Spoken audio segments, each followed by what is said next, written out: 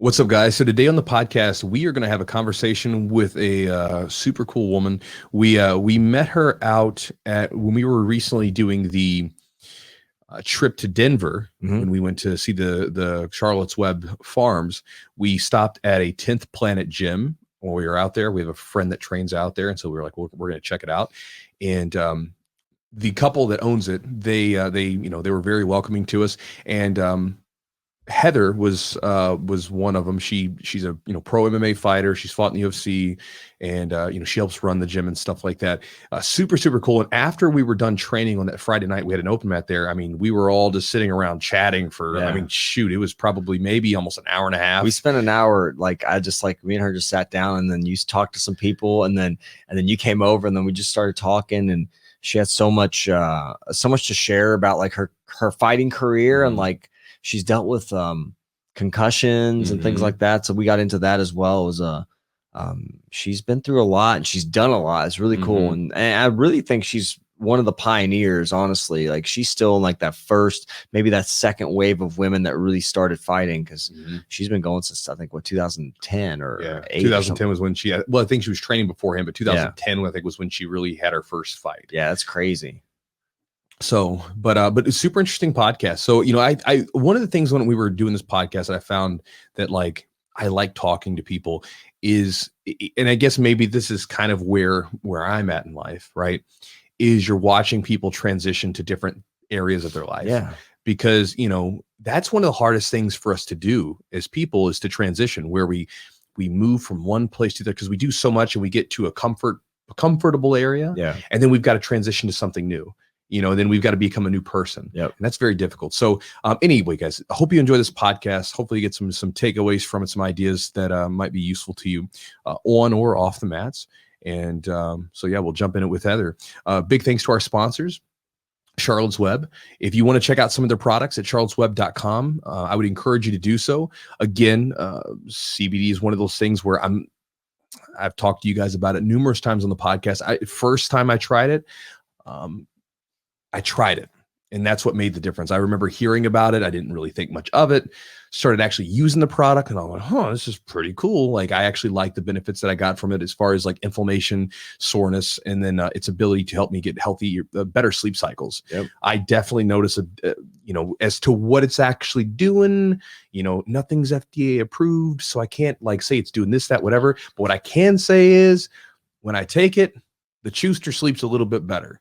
Right. Like, so, I mean, it's part of my routine when I go, I try to do, because when we were out at the Charlotte's Web farms, guys, some of the people were talking about how they use it before they get into some work. Yeah. It doesn't work for me, bro. You just get too sleepy. Oh, bro. I tried it one time in the middle of the day, and then I was just like ready to just sleep. Yeah. And then I did it again. Same thing. I was just like, I'm way too chill for the rest of the day. It's like, I can't really do anything. I just want to sit and like meditate, and which was fun. I've got one of those singing bowls. Yeah. So, yeah. And so I'll just do that, and kind of helps meditate when I'm meditating. But anyway, it's a really cool product. I'm a big fan of their stuff. It's stuff that's, again, I'll be honest with you guys, their stuff is going to be more expensive than, say, the stuff that you might find at like some store nearby or whatever, locally, probably. But the difference that you get from this is, and maybe the store locally has this, I don't know, but it's very uncommon. Everything that you're getting has been third-party tested. It's gone through the highest level of scrutiny, because if you understand what they're trying to do, they're trying to push for regulation, because they want the industry to be regulated, because there's so many frauds out there. And so they're pushing for it. Like there was a study done with like 70% of the CBD that's on the market. It's wildly different. It's not what's on the label is not what's in the label. Yeah. And so sure, it is probably going to be a little bit more expensive, but what you get from that is you get a higher quality product, and you get like whatever is in that is what is in that. Yeah. And I think that's really important when you're talking about ingesting something in your body. You want to know that what you're actually getting is what you're getting. And so again, if you want to check out any of their products, I recommend, just getting one of their tinctures, probably the 17 milligrams. It's the lower dose, but I think it's a really good starting point. You can go to their website at charlottesweb.com. Promo code is Jiu-Jitsu. You'll save 15% on the order. Try it out for a month. See how you feel. Everybody's endocannabinoid system is a little different, so you might notice some of the same benefits as me, or they may be different, but give it a try and see what it does for you. Also, thanks to our sponsor, Epic Roll. Epic Roll BJJ.com. If you haven't done so, you can go on their website. Matt runs the website, so he's a jiu-jitsu guy who produces jiu-jitsu gear, clothing, apparel for jiu-jitsu practitioners, and he's got everything from gis and rash guards, shorts, with no Velcro in them. I love the Velcro-less shorts. I'll preach about them all the time because they're my favorite. And we're also going to be doing a rash guard and short order with him coming up soon. Still figuring out all the details and getting the designs together, but he's got a lot of cool stuff. I'm a big fan of his gear and everything else. And so if you want to check out some stuff, if you're in the market for some new jiu-jitsu gear, check them out. EpicRollBJJ.com. Promo code is Chewjitsu. Save 15% on the order and get yourself some nice shorts are back in stock. He's got like some different colors. I think he's got like the like a gray. Yeah. So I think I forgot what he calls it, but it's like a gray color. And then he's working on some different cuts. I know shorts as well. I saw that he's doing some shorter cuts. Yeah. I'm excited for that, but his shorts are pretty much all I wear now. Yeah, I know it's the same thing. Like, so I've got a couple other pairs of shorts, but I really like them. And again, if you guys don't understand why I like them so much, is I've been training jiu-jitsu, since 2003, and I was around when the first pair of Sprawl shorts came out. Oh yeah, I've got some in like the early mid 2000s, and back then, like they would split in the middle, so they eventually made that more elastic part in the middle.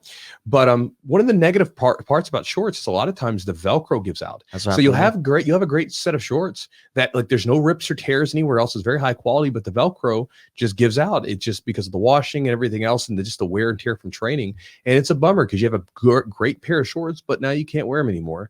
And so the Velcro-less shorts, they're comfortable, they're still high quality and everything else, but now you don't have to worry about the Velcro coming out. It's just it's a drawstring that's on the inside, and it's just a regular pair of shorts, just like a kind of a normal pair of shorts. It's fantastic. I like it. So I'm a big fan of them. So you check them out. Also, big thanks to our sponsor, Manscaped, the premier below the belts men's grooming products. If you are in the market for yourself or for a man in your life and you're looking to get some new products, check out their stuff. I recently got a text from Mike.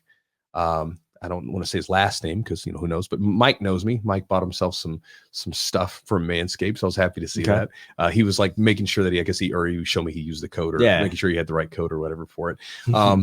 But again, it's one of these things where every product or thing that we share with you guys on the podcast has been used by us.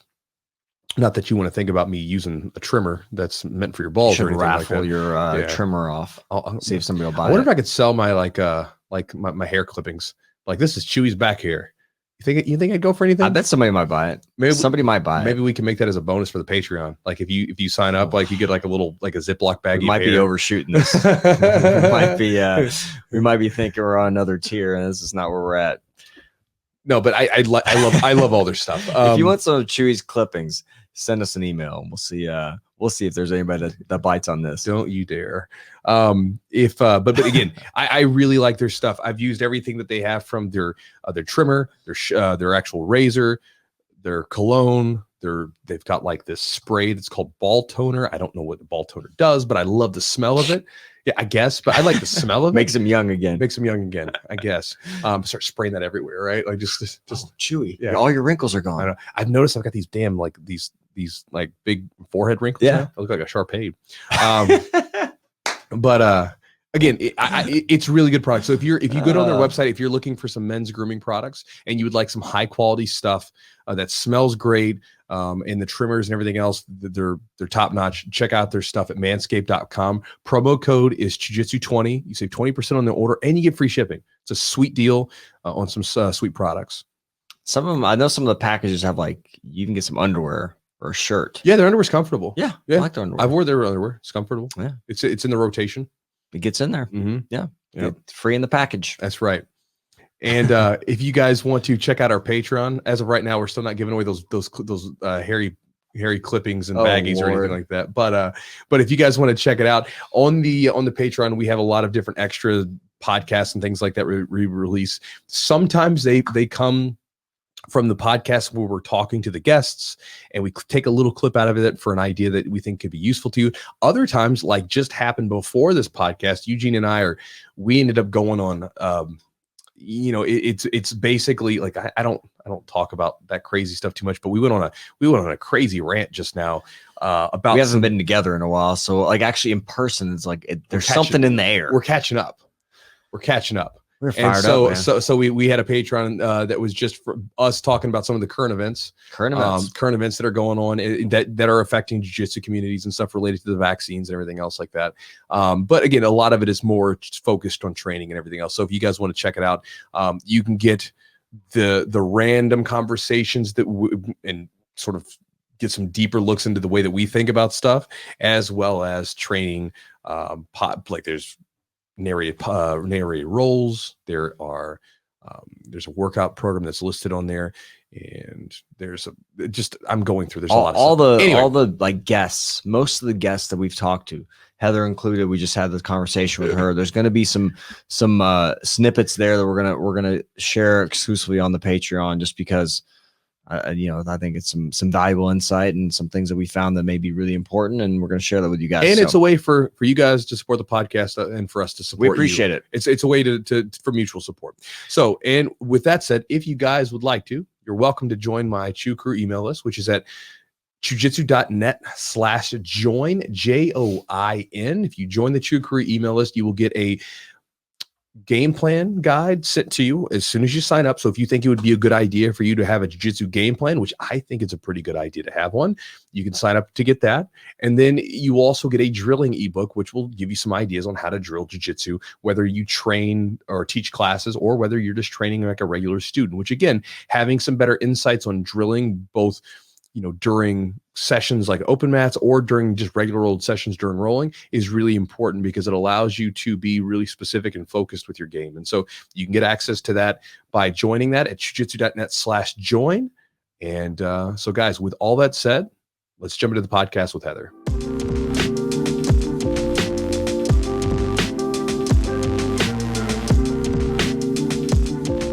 Have you always lived in Denver, or is that recent that you moved there? I've been here 4 years in December. So I'm from Los Angeles, born and raised out there. Lived in the Midwest a little bit. My dad moved to North Dakota when I was 7th grade, so 13. 7th grade, lived out in a little town called Lisbon, North Dakota. It's about 2 hours from Fargo. My dad is a doctor, ER doc at the time. And so he wanted to live a little town and kind of live, that kind of world. So we were there for a year. And then at that time, they told my dad that he needed to do residency, because he had never done his residency before we went into ER. Things had changed. And so he had to go back. So he moved us to Fargo. And I lived there for 9th grade, so 8th and 9th. And then I moved back to LA, finished my high school out there, started playing hockey in North Dakota. So when I moved back to LA, continued to play ice hockey out there with the boys, got really competitive, and just kept that going. And then after high school, I moved to Minnesota to play Division I ice hockey in St. Cloud, Minnesota. So I played there for 2 years, moved back to LA for a year, moved to Vancouver first, Vancouver, Canada, to play professional women's hockey. And then I moved to Switzerland to play women's pro hockey. And then I was like, all right, this shit is too political. That's a whole nother story. But I moved back to LA to finish my degree that I had started in St. Cloud. So I finished it in LA. After that, I moved to Maui for a couple years to do photography and just, surf and all that stuff. From Maui, I moved back to LA, and that's where I started my photography career again after the photography in Maui, and I started doing MMA. So that took me to Albuquerque, and I was at Albuquerque for 4.5 years. That's where I met Conor. And then Albuquerque, Vegas, LA, and then here. Mm-hmm. That's a heck of a ride. You've been everywhere. Yeah. Now, I'm curious because, a couple things. One, ice hockey seems like a super, super tough sport. I don't know. I've never played hockey, but just from the looks of it, and from some people that I have met that were playing hockey, and with the amount of teeth that they had missing, it seemed like a tough sport, So I'm curious, what was your experience with hockey? I don't know how you got into it, But what was that experience like? And I have to ask, since it came up, you said that it was kind of, you were in Switzerland and it was kind of political, so you wanted to get away from it. If you don't want to talk about it, it's fine. But I'm curious as to like what happened that made you kind of get away from ice hockey. Yeah. Well, it was political throughout my career.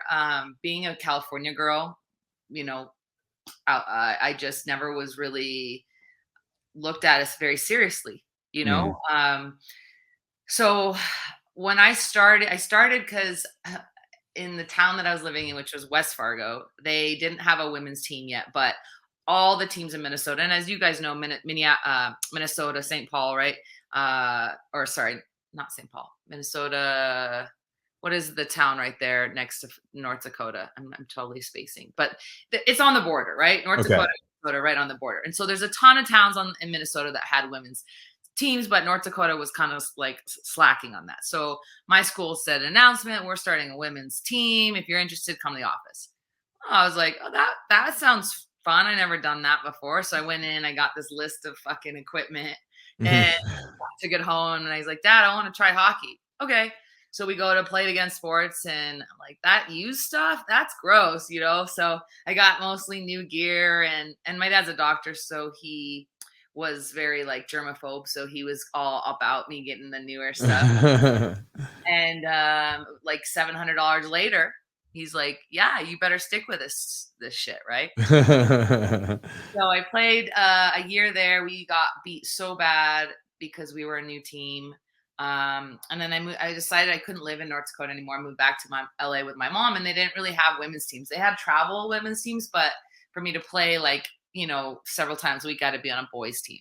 So I started playing with all boys and full contact. So it was quite an eye opener, because I was pretty small. It's probably like 110, 115 pounds, you know, in 10th grade. And these guys were the ones I was playing against.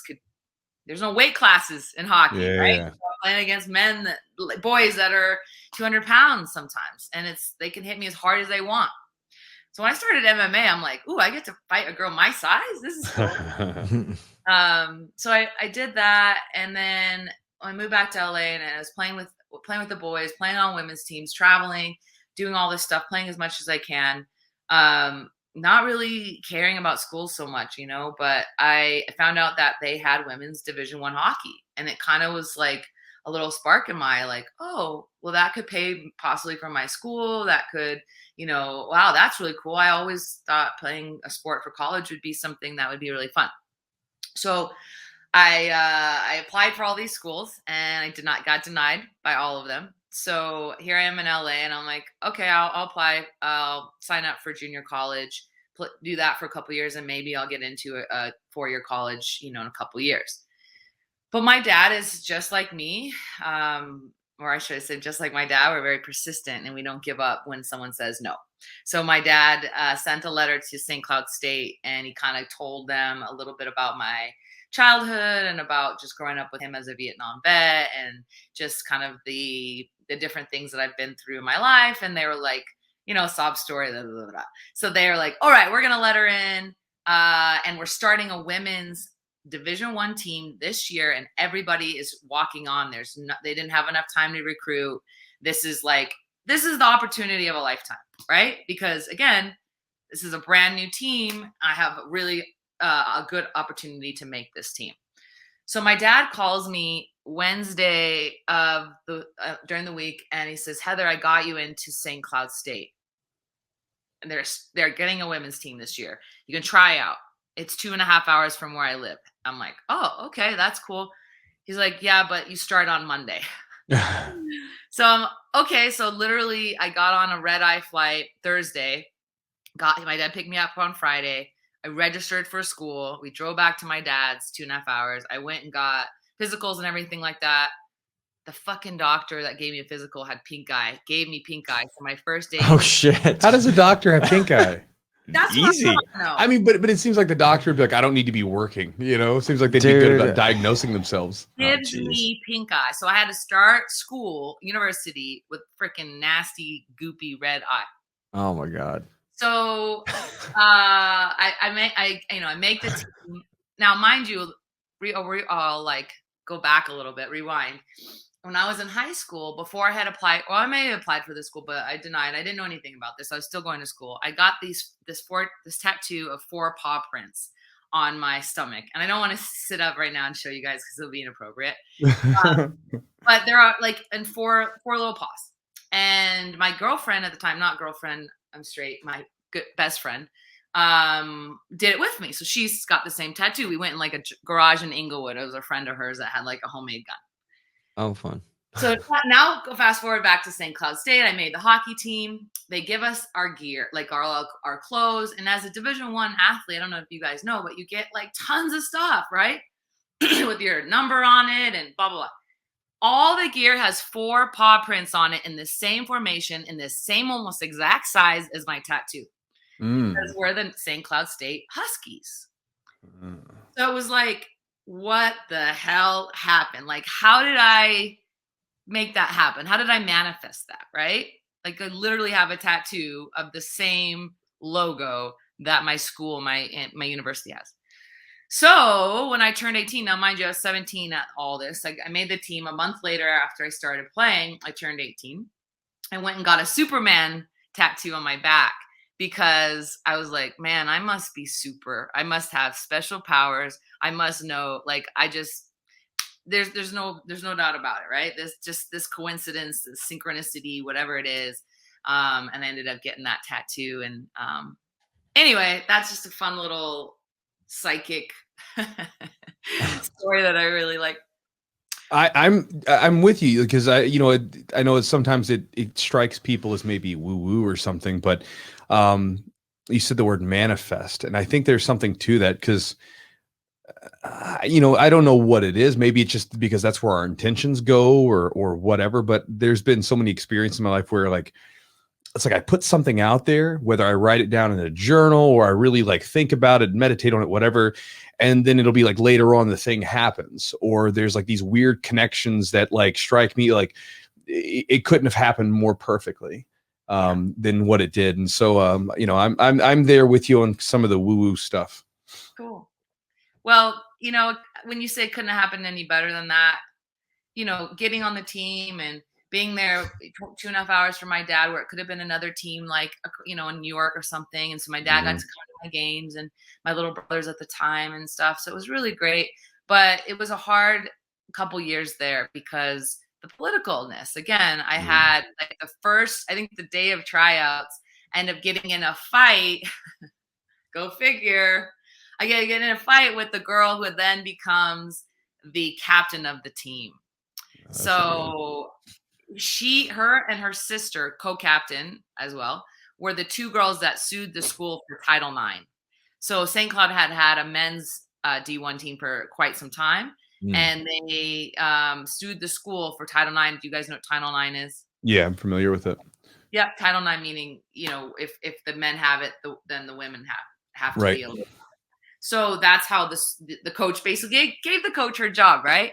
And then these are the 2 girls that I end up fighting with like the first day. So that kind of set the tone for my couple of years there. And I was just really kind of pushed out by her and the coaches, and there's never really getting to show and showcase my skill.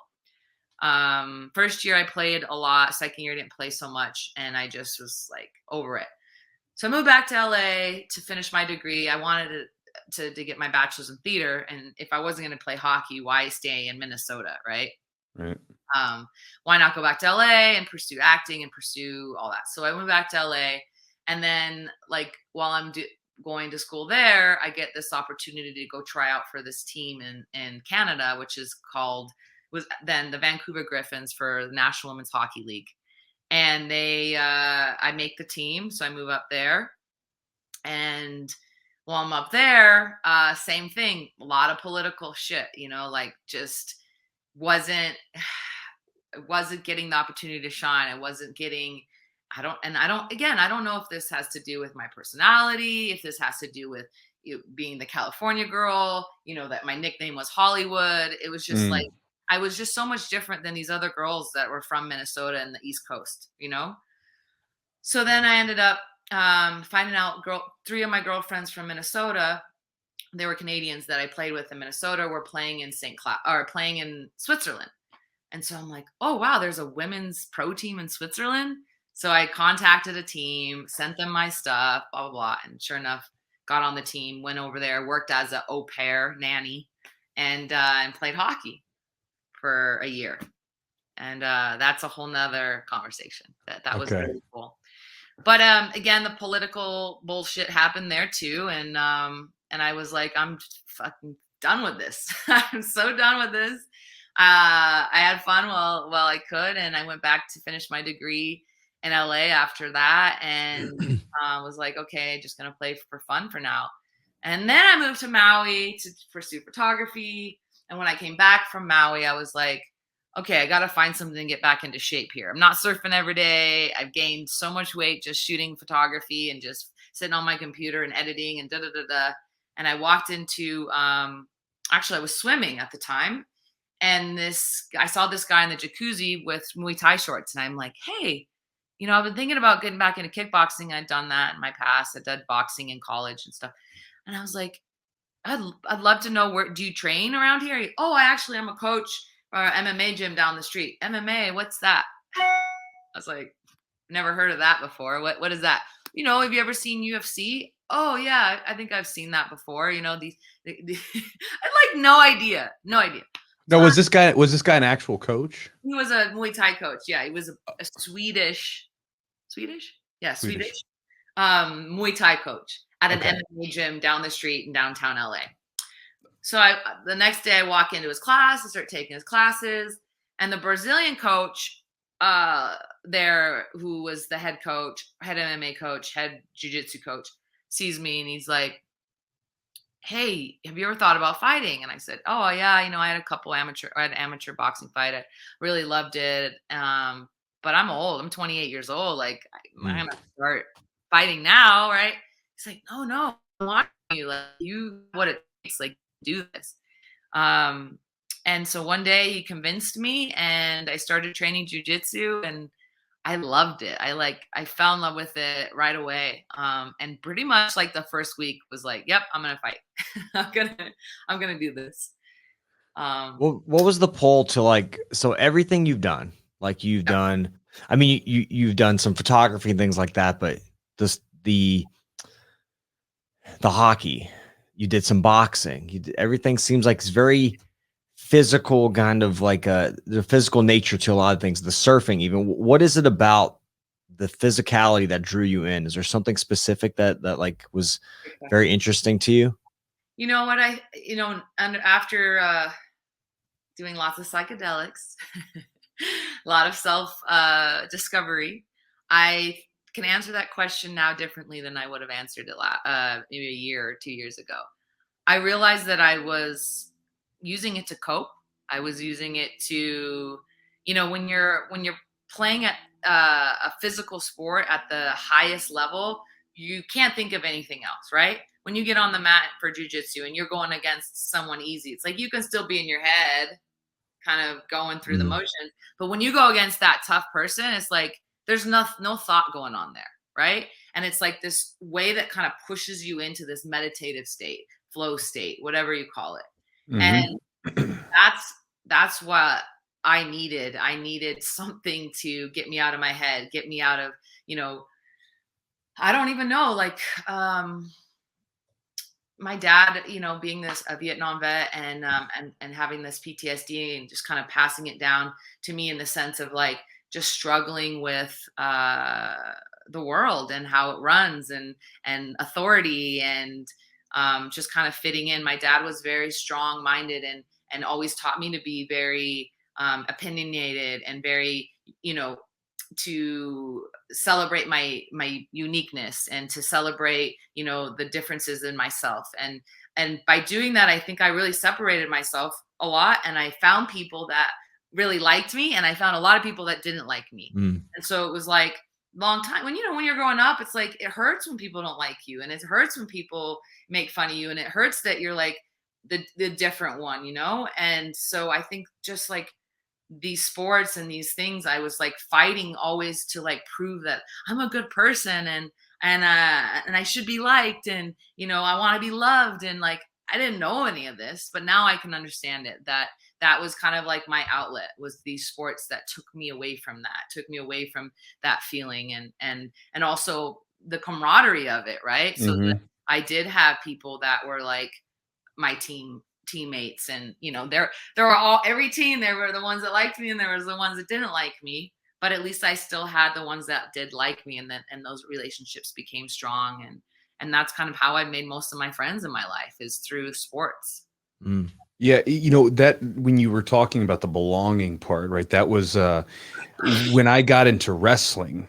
I played football, and it was okay, but I had a lot of the same issues that you had, where in football, I was a lineman, and linemen basically, we all get shit on. So basically, if like we block and everything's great and they score the touchdown, the quarterback or whomever gets the praise for it.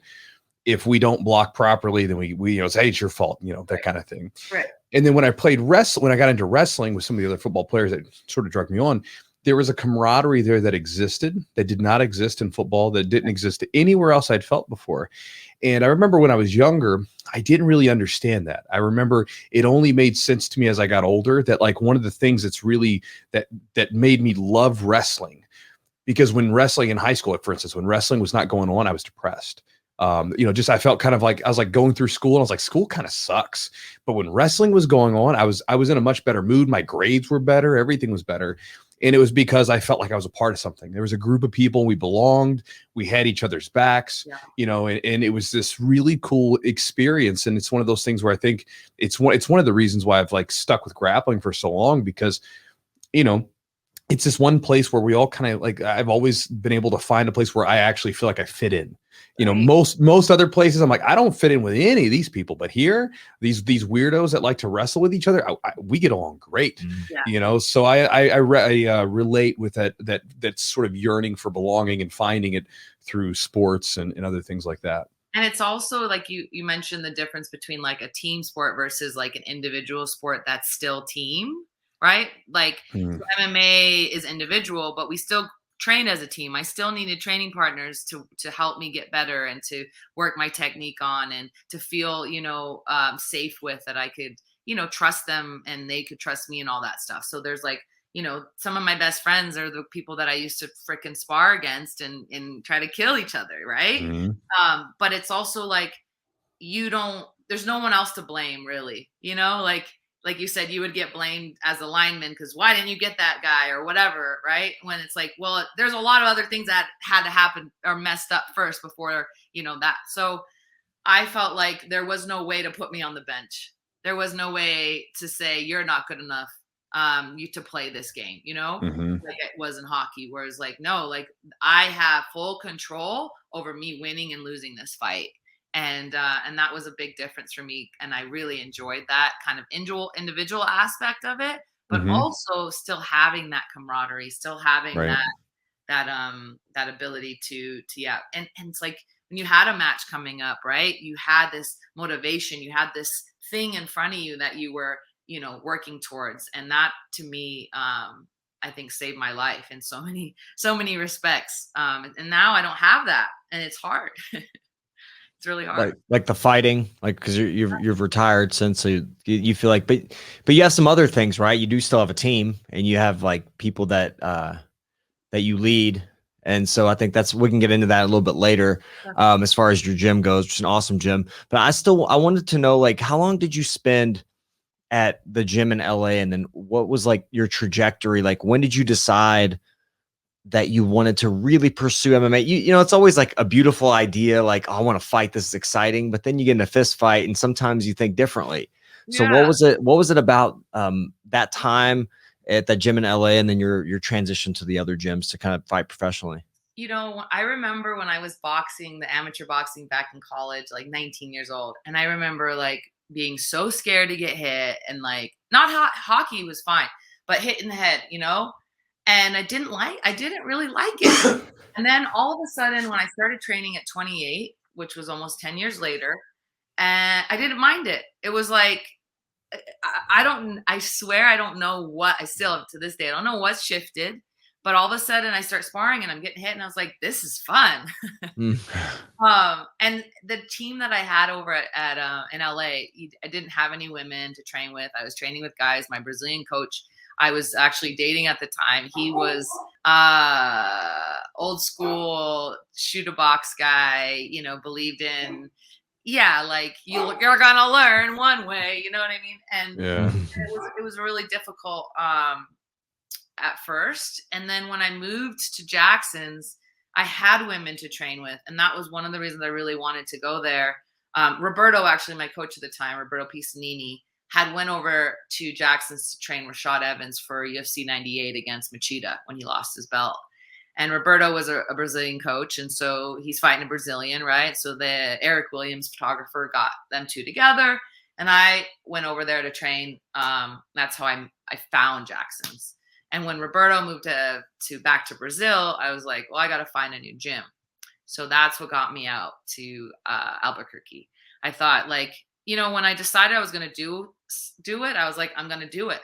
Like there was no turning back. And every day that I did it, I got more obsessed with it. It was like, I wanted to do it all day, every day. And when I got to Albuquerque, I don't even know, again, back to manifestation, is like, this is what I want to do more than anything. And I found a way to do it. I found a sponsor. It was a guy who basically was paying my extended stay room that I lived in for like a year. I was able to literally just train 3-4 times a day and not have a job for a year. So I got so much better in that year of just kind of dedicating myself and training with the best, training with Holly Holm and Michelle Watterson and these girls who were professional at the time. And I was just coming in, and so I threw myself in it and I didn't look back. And every day, even the days that were hard that that first year, I went from like getting armbarred 10 times around to like 3 times around to like, okay, now I'm giving them a hard time, and it just over the 4.5 years that I was there, it really changed. It shifted. And it went from, me getting my ass kicked all the time to like, now I'm kicking ass. And it was just the most challenging thing that I've ever done, physically, emotionally, spiritually. And that was just like, I didn't want to do anything else. I loved photography. I was working as a photographer down there, 30 hours a week at a studio. I was doing stuff, but like, I didn't want to be anywhere but the gym, and that was after that year that I was sponsored. I started working as a photographer down there. I had that full year to just really immerse myself, and it really changed my game. Did you go there as an amateur? Or were you already like, did you have any amateur fights? Like a few? So, I had one amateur boxing fight when I was 19. And then when I moved to Albuquerque, they did put me in a smoker, like a kickboxing smoker. Yeah. And I finished the girl in like 30 seconds. It's online. It's on YouTube. You have to pull it up. It just for like Heather Clark kickboxing. It's quite fun to watch. Okay. So that was my only amateur. And then I was going to fight actually amateur, MMA. One fight I was booked to fight, Raquel Pennington. Yeah. Just kind of funny because Tisha Torres is, one of my best friends, and spend time with both of them. And this is something that I actually only released right after my last Ibogaine trip, because I had Ibogaine and Toad trip that I did. And it was I was told in that trip to tell people this story. So I was set to fight Raquel Pennington. And I was weighed in. It was supposed to be at 130 because I started my career. I was fighting at 125. I wasn't really cutting weight. Didn't really know how to cut weight. So I fought at 125. I fought her. I was going to fight her at 130. Weighed in, hair braided at the venue. We were the main event in Castle Rock, ready to fight. And they gave me a pregnancy test. And I failed it. And I couldn't believe it because I had just had my period. And I was like, there's no way. So they're like, all right, well, then go to the hospital. You have time. Like, we got to get a blood test. When I got a blood test, I was pregnant. So I didn't have the baby. I got an abortion. And I continued, training. But at that point, I was just like, I'm just going to go pro. I'm 29 years old at this point. I train against the, Julie Kedzie, Michelle Watterson. These girls are beating my ass every single day, and they're way better than any amateur I'm ever going to face. I'm just going to go pro. It was like at that time, 2010, there wasn't a lot of women in the sport. So it was like, what do I have to lose? I had some wars in the gym. I was ready. And so I went pro April 2010. What was your first MMA fight like? I just did a video on the channel talking about like my first MMA fight and like the nerves and all the mess of feelings that were going on around it. What was your first fight like your first MMA fight? Yeah, that's funny that you say that, because my first fight and my last fight so different. My last fight sounds like your first fight. My first fight, I had no nerves. I was like, really? Yes, it was the strangest thing in the world. I'm like, so my dad's there my dad cornered me every single fight except for my last and my Ultimate Fighter fight, obviously. So my dad and my boyfriend at the time, Diego Brandao, if you guys know him, yeah, we're walking into the venue, and I'm like, when am I gonna get nervous? Like, what's going on here, right? Didn't even have nerves. Walked out with my hands in the air, like, yeah, like, this is me. This is what I was meant to do, people, right? Like, I'm going to go in and kill this girl. And I walked out there. It was in Council Bluffs, Iowa, right on this, by Omaha. We were the first. It was a Victory Fighting Championship, first female pro fight they'd ever had.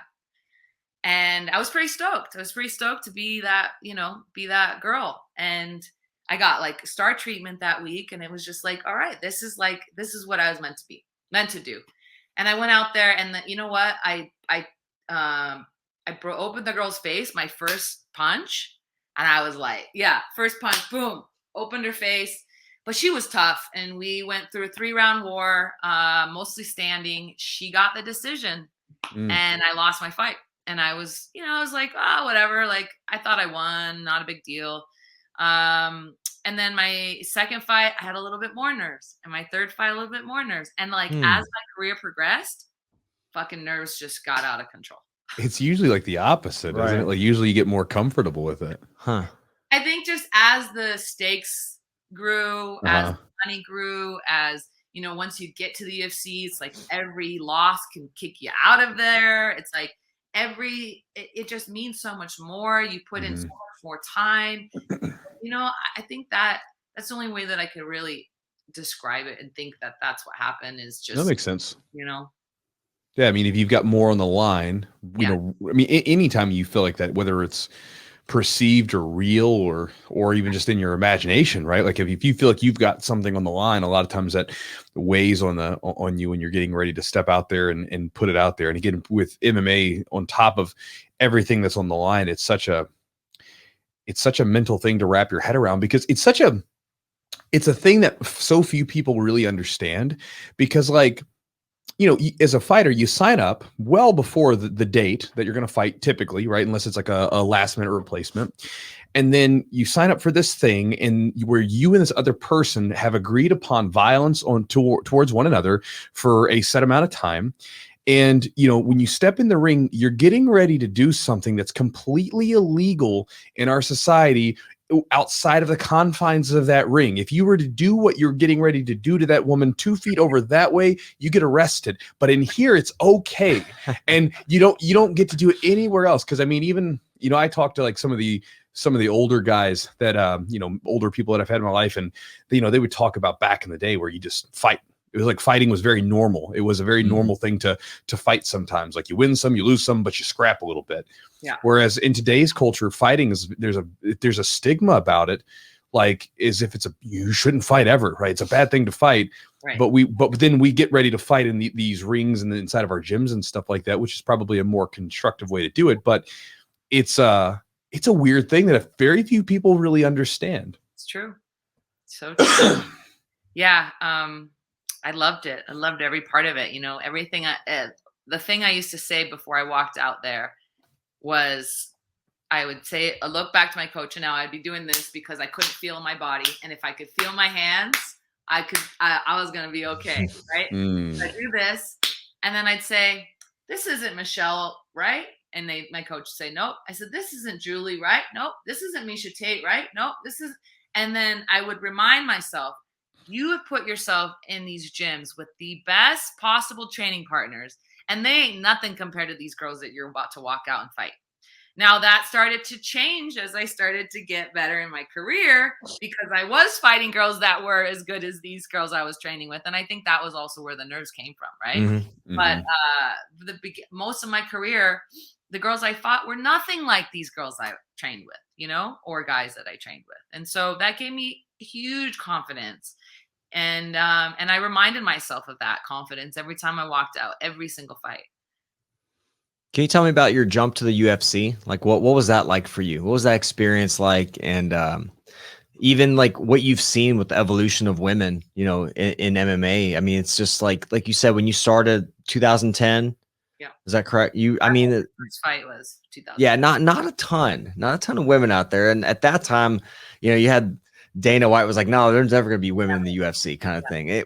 So, you know, I'm a big fan of watching MMA. You know, I'd watch Strike Force and Elite XC, and they had some women there. But now you're in the UFC. What was that like for you? Man, when I started this sport, one of the things I said to my dad to get him on board. Now, mind you, he raised me as a fighter, right? So he's like, I don't know how this happened. Okay. He said, I told him, Dad, I'm just doing this to get popularity to break me into my acting career. That's what I told him, because Carano was a big star at the time. Sure. And she had already kind of been not any acting yet, but she was very popular, and she, that everyone knew that's where she was going to be. She was like, the year I started, it was like one top 3 most influential women in the world, or in the United States, from Yahoo Sports or something. So I would tell my dad that, get him on board. But yeah, there wasn't a lot of women in the sport, and so I never thought I was going to do it for enough money to make it as a career. I thought it was going to push me into other places, and that's not why I did it, but I knew that I was never going to make money at it. That's what I thought. So when I saw The Ultimate Fighter, the first season when Miesha and Rhonda were the coaches, and they had half the women, half the men, I was like, well, this is promising, right? This is good. And Miesha came over to my gym at the time, Syndicate in Vegas, and had asked me to train with her for the fight against Rhonda, the number 2 fight, the second fight. And so I started training with her for that, ended up getting kicked out of Syndicate, started training full-time at Extreme Couture, which was the best thing that ever happened to me in my life. I'm not putting Syndicate down, but Robert Follis, changed my life in so many different ways. And so I started training over there, and my game changed so much. Training with Miesha, I really had a really great striking background coming from Albuquerque, because Winkle John worked with me. I had amazing just support working on my striking there, but not a lot of jiu-jitsu. Jiu-jitsu was good too, but my wrestling sucked because I didn't have anyone that really worked with me. And Miesha Tate was able to show me a way that women could wrestle. And when I say women can wrestle, we have different strengths, right? So like when I go for a double leg, I don't go to the knees, because like this is not where my strength is. But if I go to the back of the hamstrings and I pull like this, I have a lot more strength in my back. I have a lot more ability. So like she would find different things, variations to help me. And my wrestling game skyrocketed when I started training with her. So that was really, really helpful. And then the season of The Ultimate Fighter, season 20, was announced, which was the strawweight season, which is my weight class. They had announced that 8 women had already been picked from Invicta, and that 8 other women were going to be chosen through tryouts. And I was like, okay, this is my time. This is my chance. This is my opportunity. I was the first person there that day at tryouts. Literally, I was wearing, I had my pants made for me that said Superwoman, right? And Believe to Believe on it. And I was like, I'm going to stand out. Like they're not going to miss me. Went to tryouts, made it, got on there.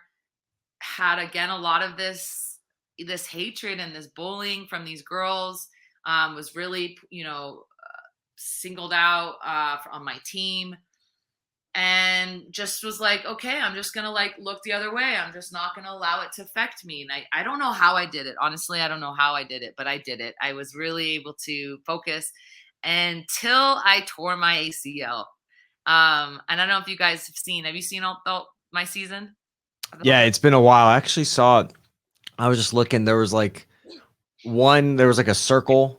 And Gilbert Melendez was there. I think you were doing some managing your knee, or you were wrapping your knee up or something. So I don't know if that's when you tore. It's been a while. I remember watching the season because I think Rose was on there, and there's, a lot of these really high level women were on there. Yeah. Rose and Tisha and Carla and JoJo and Randa Marcos, a lot of girls that are still on there today. Beck, Magana. These girls were all on there, and they told me I was faking my knee injury. Like they were bullying me beyond imagination. Like, not even what you guys saw on there. It was like, it was way worse than what you guys even got to see. But I fought anyways. I fought Felice anyways. And now, mind you, the first time I fought Felice in Bellator, I broke my radius on her head the second round. So I fought for like 8 minutes with a broken radius. It was like this. It was like that. And I lost the fight, the split decision. And so now here I am going into my second fight with her right after I tore my ACL. A week after I tore my ACL. So I lost, and then I got the MRI and on the show, and then I was like, "Here you go, bitches!" And I had the report, and they were like, "Oh my God, we're so sorry," and they were really sorry for like 20 minutes. and then they just or whatever. So yeah, it was and then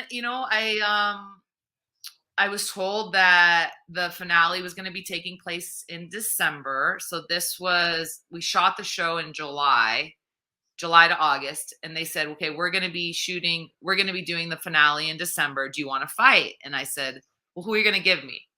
And they said, we're going to give you Beck Rawlings. Do you want it or not? And I said, I want it. So I trained that fight with a torn ACL for that fight, and I didn't really tape it. I just was like, I got to find what I can do and what I can't do. And at first I was very timid. I was very scared to mess up my knee. And my coach, Robert Follis, said, Heather, we got to do this. We either got to fucking do this, and you're going to go, and you can't, there's certain things you can't do, but we have to push everything else 100%, or we're going to pull out right now. And he said, you have this choice. This was right at the beginning of the camp. He said, are we going or are we not? I said, Coach, we're doing it. And I'm telling you guys, I was so focused. I got a sports psychologist. I got a nutritionist. I had everything in place.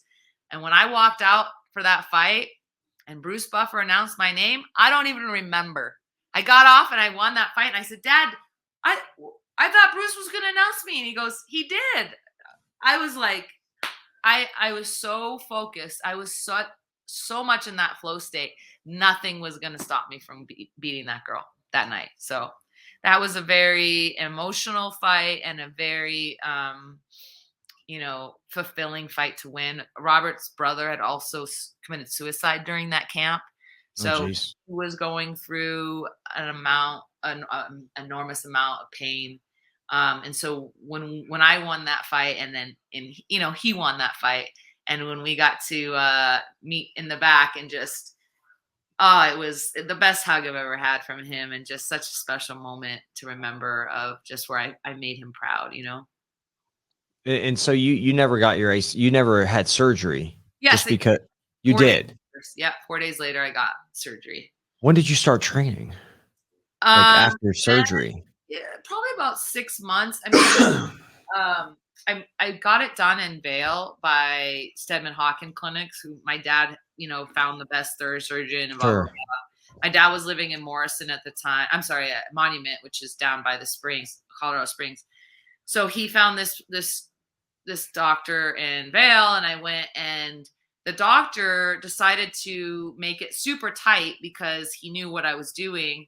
And he knew that I had fought with it torn. So he knew I was a little bit reckless, I guess. And so he decided to make it tighter. So it gave me a lot of problems when I first was for a long time, because it just didn't want to, give me mobility. Yeah. Right. So I had a really bad PT for the first 3 months. I switched over to another PT that was working with all the OTC wrestlers at the time. And then 6 months into it, I was still looking bad shape. So I moved back to Vegas where I was training and got in with some of the Zuffa PTs. So the guys that were training for the Fertitta brothers. I went to those guys because I contacted the UFC and said, I'm having issues with my knee. What can you guys do for me? And they took care of me. They put me in the right hands of people that could get me stronger, get me back, get me ready to fight again. And then I fought a little over a year after, in Rotterdam against the number 10 in the world girl, Karolina Kowalkiewicz, the only one to have beaten Rose other than I think Tisha beat her once, but yeah, so they gave me a tough fight, but I was ready. Again, I was ready. I was like, I don't care. Coming off ACL, I'm training with Miesha Tate again. I'm training with, all these people. I'm going to go in there. I'm going to dominate this fight. That was the only fight in my career I was overconfident. And it, unfortunately, was to my detriment. So lost that. So I just want to make sure I get it. So after The Ultimate Fighter, you had your ACL torn and you fought with it torn, correct? Correct. Right. And that's crazy. That's what I was getting at, because I was looking at in my head, I'm thinking about the time frame. It was like 6 months. Yeah. Right. So that's not really enough time to have surgery and recover if it's from July to December. Yeah. Well, I guess it was and it was August we got out of the show. Yeah. A little under 6 months. So you trained with the torn ACL, which is crazy. Yeah. It's really tough. And then you want to fight with that. And then, so it's so much like that was the hardest part, maybe to, me thinking my background is a physical therapist. I'm thinking like, what were you doing? How could you function? Cause you have to probably change your whole game plan to just modify and adjust. So that's awesome. That's impressive.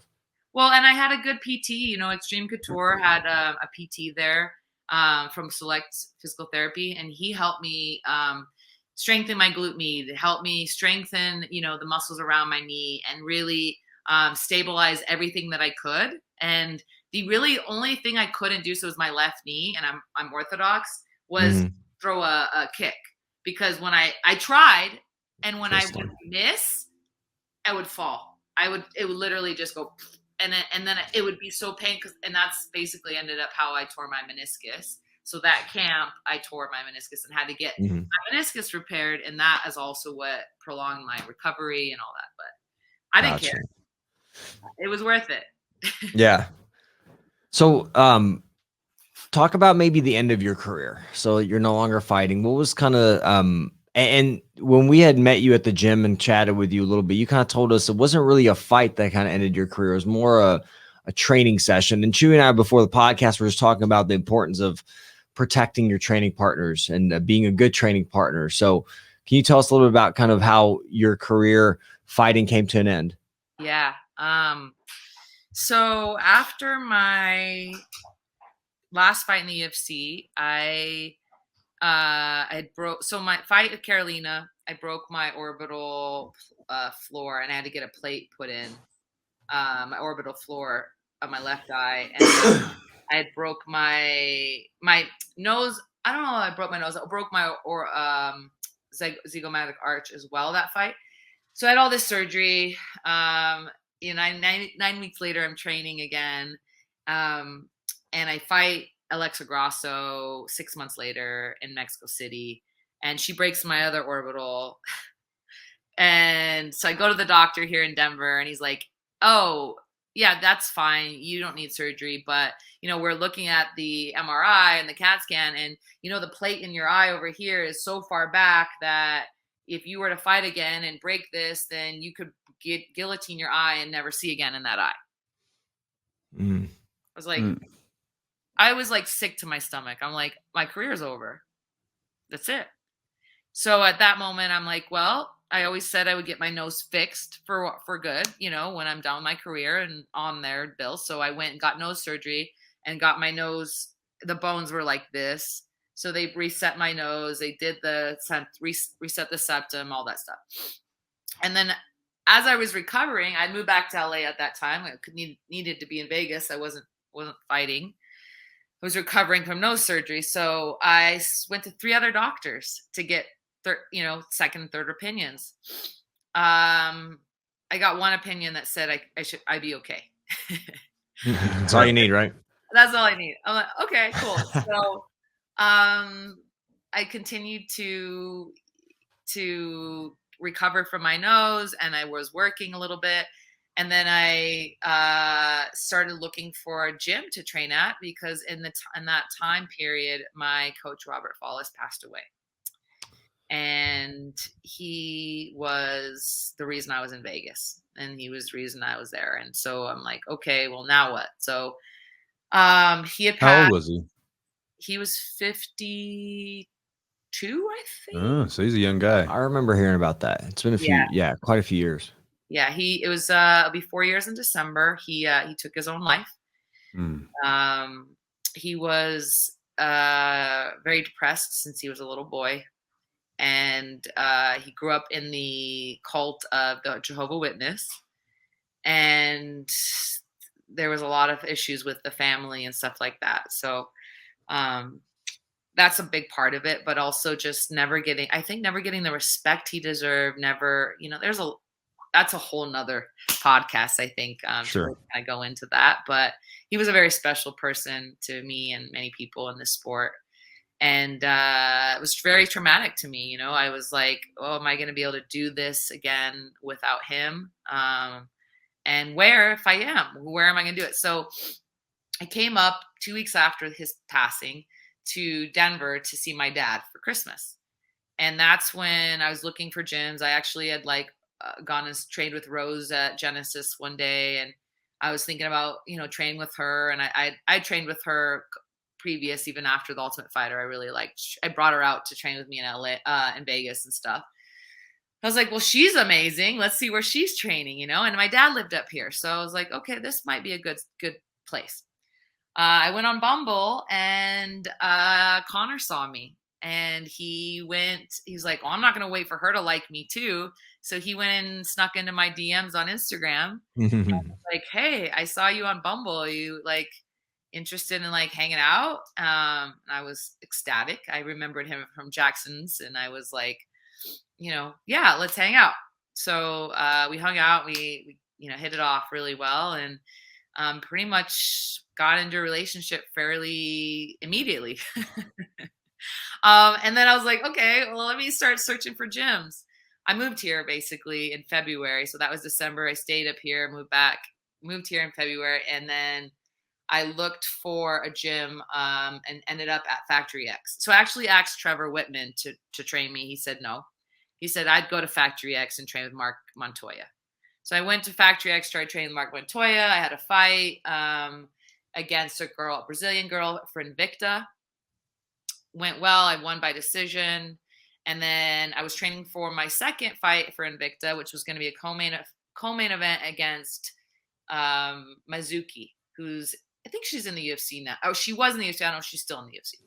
But that time she was still in Invicta. So I thought, this is my chance. I beat this girl concisely, dominantly. This is my way back in. Mm-hmm.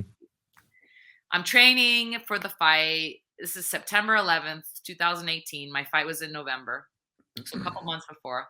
And this guy, amateur, 155-pounder, probably 170 at the time, whatever, we're tech sparring, and he decides to light me up. Snapping my head back and all kinds of shit. And I was really pissed off about it. I wasn't sure what was going on. Why did he do this? I would have never sparred with him. I just thought, we're tech sparring. Well, why not? Mm-hmm. Fine. And I said, what the fuck was that? And I went over to Mark. I said, what's going on? He's like, yeah, I saw that. I don't know. Let me talk to him. So goes over, talks to him. I don't know what they say. Next thing I know, I'm taking my gear off, and he comes up to me and he hugs me, and he's like, good practice, good training.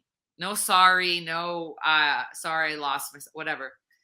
And the next day I woke up with a headache, took some Advil, was like, okay, this is not going to spar this week. I'll be fine. started hitting pads, started feeling really dizzy, feeling really nauseous, went home and started like getting vertigo, started feeling like my eyes twitching and going back and forth, and just was like, fuck, like I got a bad concussion. And that was the last day I trained. So yeah, I mean, I've tried everything to kind of relieve myself of these concussion symptoms, from the psychedelics to brain treatments and all this stuff. And, you know, now I'm doing neurofeedback, and that seems to be helping a little bit sometimes, but yeah, that's what took me out. Tell us about like neurofeedback. What exactly does that, you told us about it when we chat at the gym for a while, but like, if people don't know what it is, can you give us a little more information? And concussions are weird, right? Like, I mean, everybody gets affected very differently sometimes, and you probably had numerous before that you kind of breeze through, I'm sure, for some of them, and then I guess cumulatively they kind of add up, and it gets a little harder for your brain to recover. Yeah, absolutely. And that's what I'm finding out, is it's the cumulative damages. And then also, you know, I think I had gotten hit like the week before. I was just drilling and I ended up accidentally getting hit pretty hard. And so I think that pretty hard hit combined with these, it just accumulated. And after talking to concussion specialists, neurologists that deal with this stuff, they say that second hit, or you're in that range of like, you get hit and then you don't recover enough, and then you get hit again, is devastating. Is extremely devastating. So the neurofeedback, basically what you do is you go in and they connect they have to do an EEG first. Bottom line, they got to do an EEG, and they do what they call brain mapping. So they see what part of your brain is lighting up. So we have gamma waves, delta, alpha, and beta. I think I got them all. Okay. And they all do different things, and they all control different moods, part of your moods, and your speech, and your athletic movements, and all these things. They all do different things, right?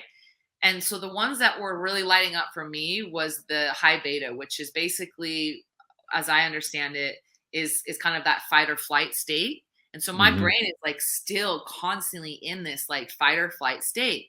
So it affects my cognitive abilities. It affects my amygdala, because that is also kind of like on fire, and it thinks that I'm like ready to fight at any moment. But that, you know, when you're in ready to fight mode, right? Your body's ready. Everything is like giving your body those signals so you can move fast, right? But you can't think clearly. That's why you shouldn't have to think when you're fighting. You should be reacting. So it's that like those motions of what have you done so many times that you're just going to do and act immediately just through reaction. And then you have your coach, obviously, to remind you, but you can't think the same way that you can when you're not in that fight or flight state, right? It's like the energy goes to you moving fast and to you reacting fast, but not so much thinking fast. That makes sense. So that's just one of the things that I have. And so how they had changed that is they have, basically it's based off of like Pavlov's dog thing, where if you give a treat, right? Sit, you give the treat. Tell the dog to sit, you give him a treat. Tell the dog to sit, the dog doesn't sit, you don't give him a treat, right?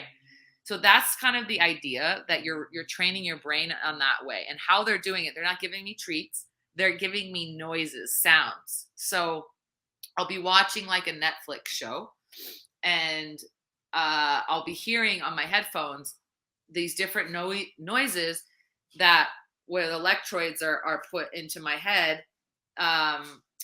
They're reading these brain waves based on me watching the show. And when my brain does what it wants it to do, it does a noise. So like one of the noises is like a cricket. One of the noises is like a ch, ch, ch sound.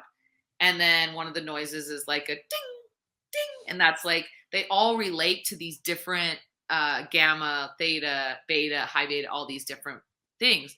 And so you're subconsciously training your brain. You're not consciously doing it. And I've tried to control it, right? I like focus on my breathing, right? They give me, sometimes they'll have me watch the TV. Sometimes the last 10 minutes, they'll have me lay back, eyes closed, and they'll put some like classical music on. And I'm like, I'm seeing if I can control it based on like not thinking about other things? If I count my breaths, if I try to meditate, does it change? And it doesn't. It's so weird. Like I can't seem to affect it like that. So it's really interesting how subconscious it is. And that's how they do it. So they train your brain. And then there's like amplitude versus high frequency. And then there's like the screen can also dim and get brighter depending on like what's happening. Now that really messes with my head because of my concussion stuff. So they turn that off for me. But then there's the high frequency room. They give you like a stuffed animal that actually vibrates too. So that's based on that's like the tactile. Yes. So that's giving you that feedback through the tactile. So it's quite interesting. You feel like it's helped you? You know what I've noticed? Differences. Okay, so there were times where my migraines, I had like lapses in my migraines where I had like 2 weeks that didn't get a migraine. So that was really cool. And then I feel like I've been able to push my heart rate higher. So something that's been happening over the last 3 years with this is when I'm like trying to do cardio and my heart rate gets up, I feel really dizzy. I feel really lightheaded. I don't feel good. And I feel like with my strength and conditioning, I've been able to really kind of progress and get do heavier weights, do a little bit, bring my heart rate up a little bit more, and I'm feeling good. And I'm noticing, wow, like I used to not be able to do this. Like I used to feel this when I'd have to stop, and now I'm like, oh, I can pick myself up a little bit more. So yeah, that's been the biggest thing is that I've been noticing that I can really up my my cardio a little bit lately. So that's really amazing for me to feel because, you know, I've been off the mat for a while, just scared to accidentally get hit or kneed or all this stuff. And it's like slowly building myself back up through strength and conditioning. And then slowly going to start picking the right partners to go with. And gotcha. Like that. Well, and also as an athlete, you know, from such a long time, I mean, you were involved in different athletics before fighting. There's something I heard it said soothing. Yeah. Soothing. Like training is soothing. It like when you get done training, you feel good. Like you feel relaxed. Your whole body feels good. Your mind feels good. So I imagine being able to start to tap into those, you know, into the strength a little bit more and start, you know, pushing your body a little bit more probably feels pretty good too. Oh man, heck yeah. Yeah. I mean, and gosh, even just for my damn ego, you know, I'm totally anti-ego, but gosh, it's like, you know, I do these strength and conditioning classes and you get these girls and they're like lifting twice as heavy as me. And I'm over here like, oh yeah, I used to be a pro fighter, you know, it's like, oh, but that was good for my ego too. That was actually good for me because it was like, all right, Heather, get over yourself already. You're not a pro fighter anymore, but it feels good. It feels good to be like able to do that and to push myself to be like, okay, you know, I'm not over here lifting these tiny little weights and stuff. So, yeah. Well, I mean, you know, we all have an ego. I mean, you can't get rid of it. You know, it's how I know to put the food in my mouth instead of, you know, someone else's. Right. But but it's about like that balance and being able to make way. And that's one of the things I was curious about.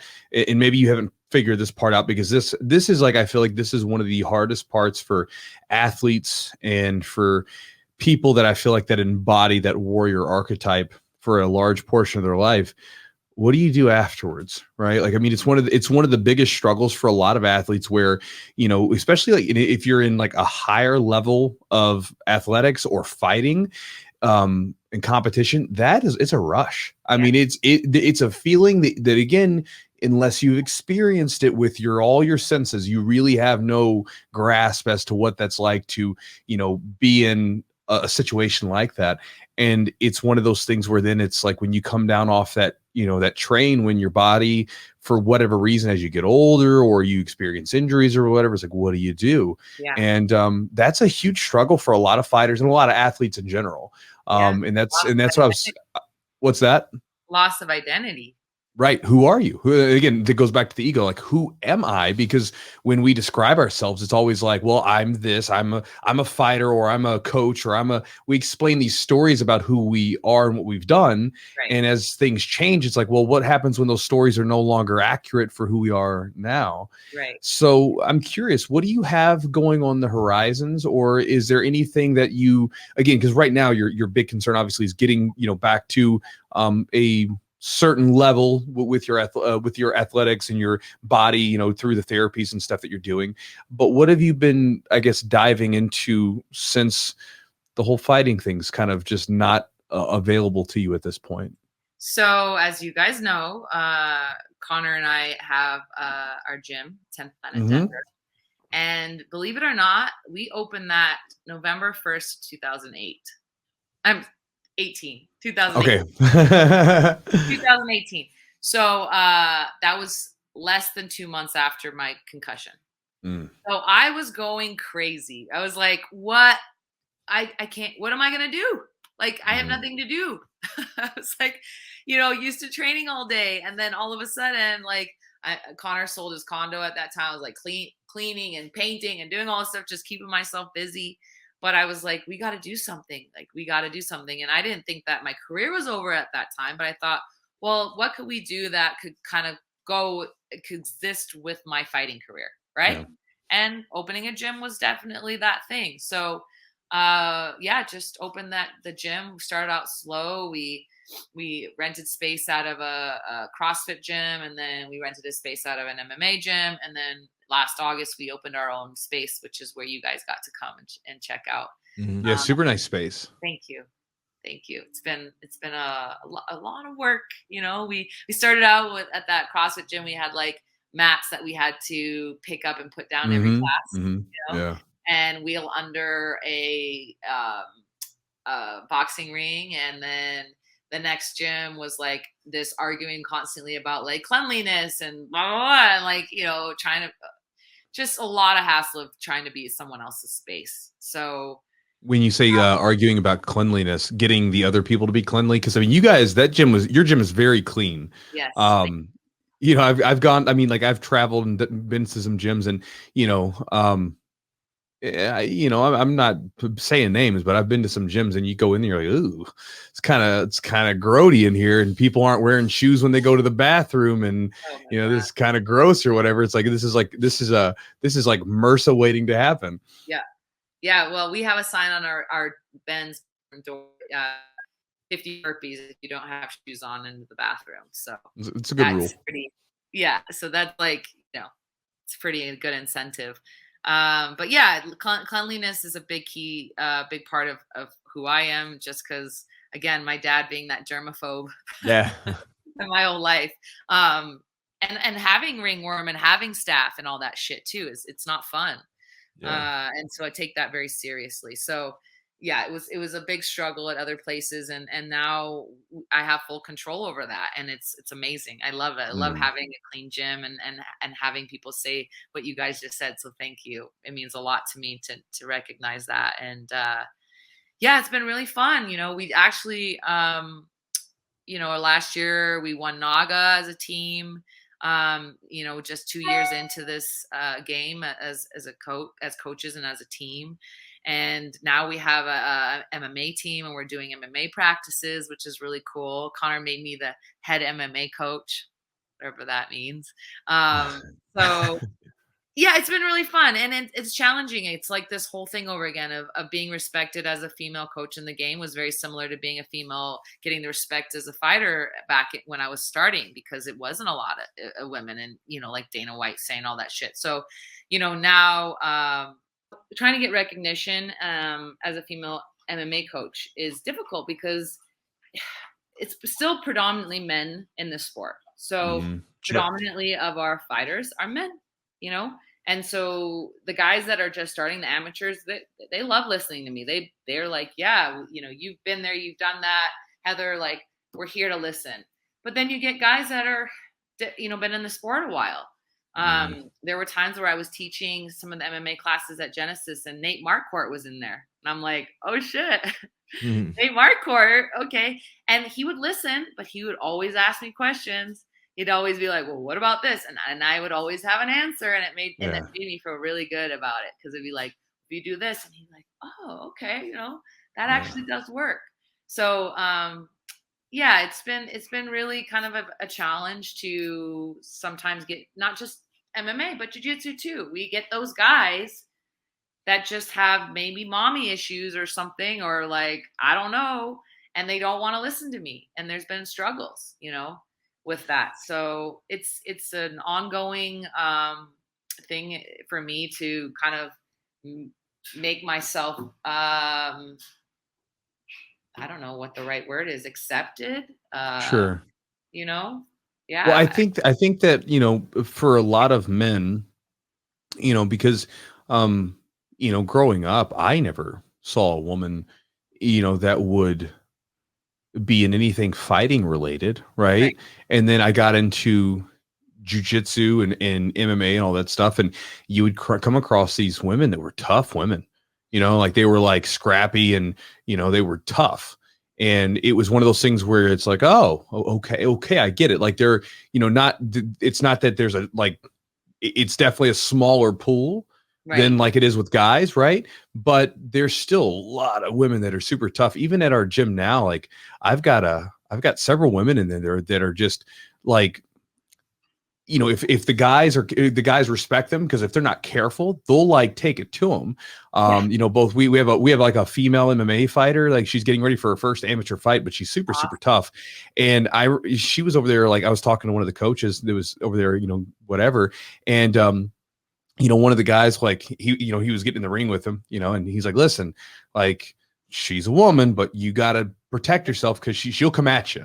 And she dropped him with a body shot to the liver, because she's like coming at him, you know, Eden, you know, and like, you know, we've got a brown belt, Kate, she just started training with us recently, and she's like snapping. Then Madison, she'll club you over the head if you're not careful. I mean, it's just like, so it's one of those things where I think it's eye opening for some guys if they've never been in a space where all of a sudden you're like, oh, snaps, there's some tough ass women out there that, you know, kind of maybe don't embody the traditional stereotypes that we have in society and stuff like that, you know.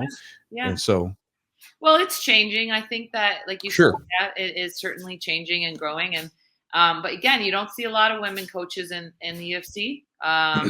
There's a few, and some of them are past fighters, you know, or teammates. I think that's what you see women in the corner. They're their girlfriends, or they're training partners or coaches of that girl. So you'll see women having women coaches in the corner, but you don't see very many guys, unless you're Mike Perry, having women in their corners. Here's a question for you. Sure. One of the things that I've seen as a coach, right? So like we have a female program right now for jiu-jitsu, and it's coached by a woman, right? And I found now Madison, who coaches that program, she'll teach some of the co-ed classes too, no big deal. But she teaches the female only classes. And we've had far more women stick with that program after having a female coach, right? So basically you have this time period where it's only women over there training, right? They'll have one of the mats to themselves, and they'll be over there training. And, you know, I think about it. I feel like a lot of times, I don't know what you think about this. Like when we come into gyms, we look around and we try to model after. I mean, that's what we do. We model after our coaches, right? Coaches show us stuff, and we try to take what they did and try to use it ourselves on our body types and everything else. But in a lot of cases, I feel like people look at each other and they're like, you kind of look like me, right? Like, or you kind of have, like, you know, for a woman, right? I think the women come in there like, well, she's a woman, she's like me, so of course this big burly bearded guy, like that's not who I am, you know. But this is a woman, right? I can relate to her. Then as guys, sometimes they can look at a guy and go, that's a dude, like, you know, regardless of whether or not you could learn from it or not. It's just one of those things where just instinctively, hey, you look kind of like me, or you're kind of like me, you know, that kind of thing. I'm going to attach myself to you or listen to what you say. Like, if you could do it, I could do it. Right. Yeah. That was me, you know, my career was with these powerful women that I trained with that had a lot more experience than me. It was like, that was my mentality. If they could do it, I could do it, you know? So I do really strongly believe in the women's only programs. You know, we have one at our gym as well. I teach one of the classes, and I have another woman that teaches the other two. And I actually offer them for free. So I tell people that if you just want to come to those classes, the women that just, you know, can't afford a membership, here's 3 classes you can come to every week. And that's awesome. You know, I don't want it to be something that they say they can't do because of finances. And we have a few women that do that. And then majority of them love it so much they end up joining and they get a membership and they do the co-ed classes, you know. Mm-hmm. But I just want to make that.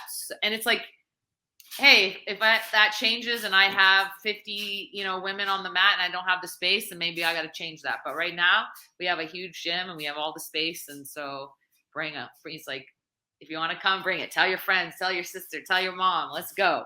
Everyone needs it, you know? So you've had a number of coaches, you know, through your career. You've had hockey coaches, you've had, you know, MMA coaches. Who are you as a coach? You talked about you have fond memories of Robert mm-hmm. and kind of what he meant to you. Can you kind of describe kind of what he was like as a coach and what you learned from him and how you have kind of become a coach because of that and how you are as a coach? Like, yes. How would you describe yourself? I feel like Robert's coaching has not only modified or, you know, altered the way that I coach, but also Conor's coaching, you know, through me. You know, getting back to the belief system, you know, just the mentality of the sport, right? And knowing that if you put the work in and you put the time in and you get, you know, the things that you're supposed to do, then the outcome of the fight is not important, right? What's most important is the preparation, the mindset, and the ability to believe in yourself. And that's so important. You know, I have this tattoo I can show you. Oh, okay, it is. It says "Believe to Believe" right here. And I actually got that before I met Robert. I met a guy in Vegas named Rudy Morales who has the same tattoo, and he's an immigrant here from Guatemala. And he came up with it because he had a very big struggle in his life of being accepted and getting people to believe in him. And he said, you know, sometimes when he felt that people believed in him, it was a lot easier for him to believe in himself. Right.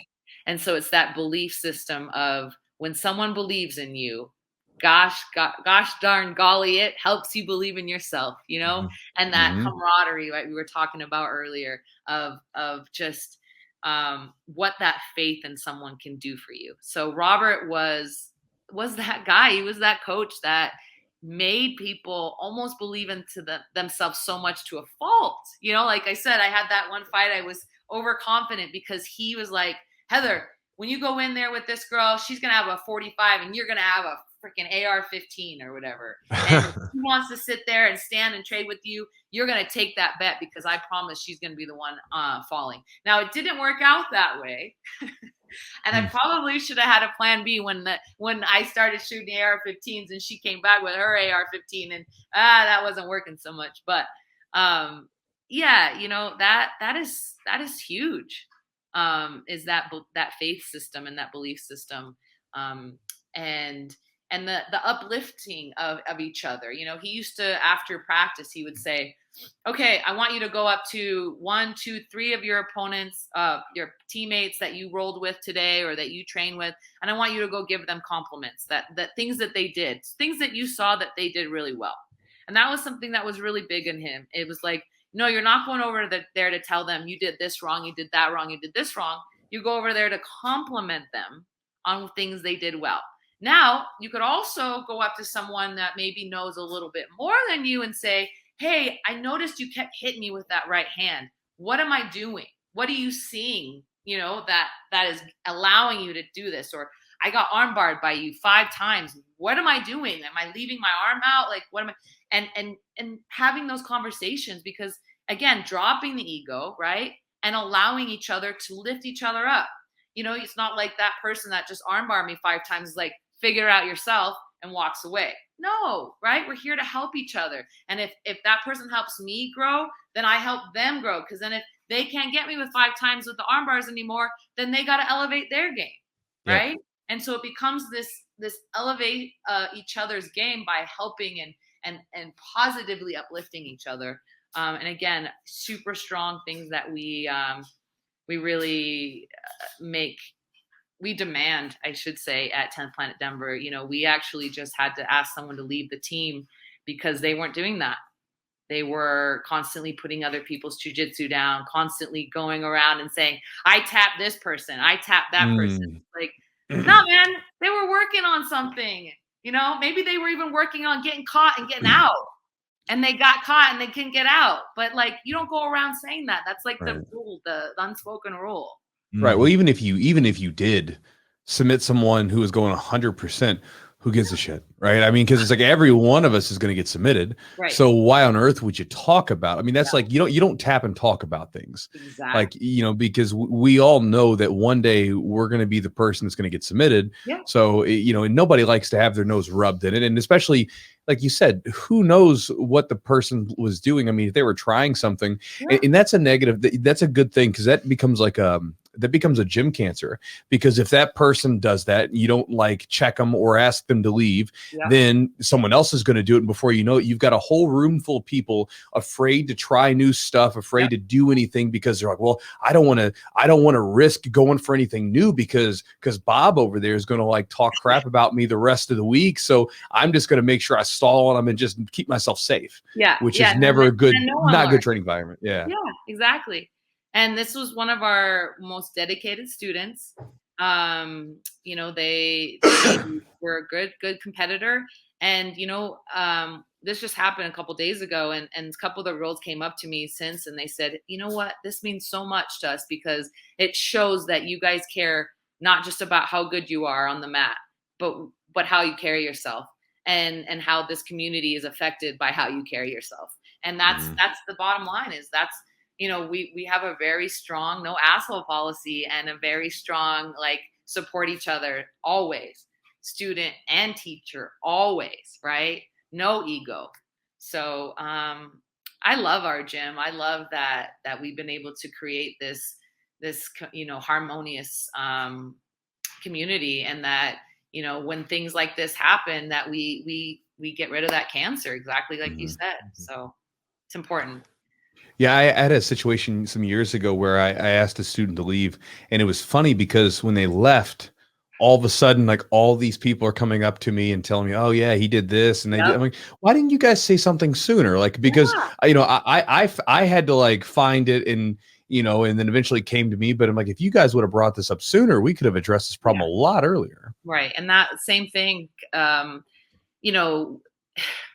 I had feeling this for a long time, but Conor was like, no, you know, if it's just you, like, then whatever. And then when we started finding out, like you said, all these people started coming out of the woodwork, and I was like, damn. But it was just reinforcing that we did the right thing. Right. Yeah. I think as a student, you know,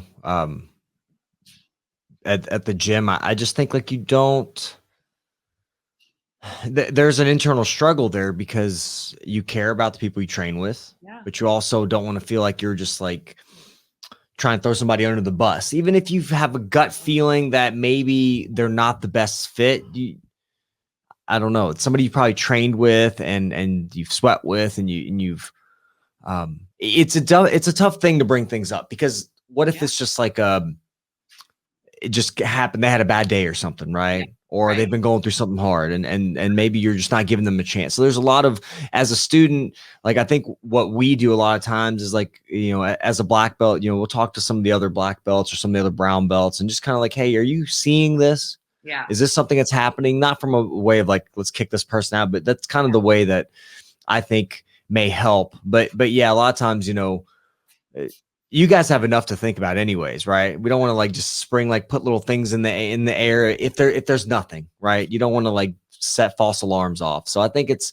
a struggle for students, because you don't want to seem like you're like just complaining about someone else. Exactly. And you want it to come from the right place. But yeah, there is, But usually, you know, and especially at our gym, like people are given like opportunities. It's brought up to their attention. So usually if it's something that happens, the individual's aware for a little bit. It's like, hey, this is what we're here. And like, you got to try to correct this thing.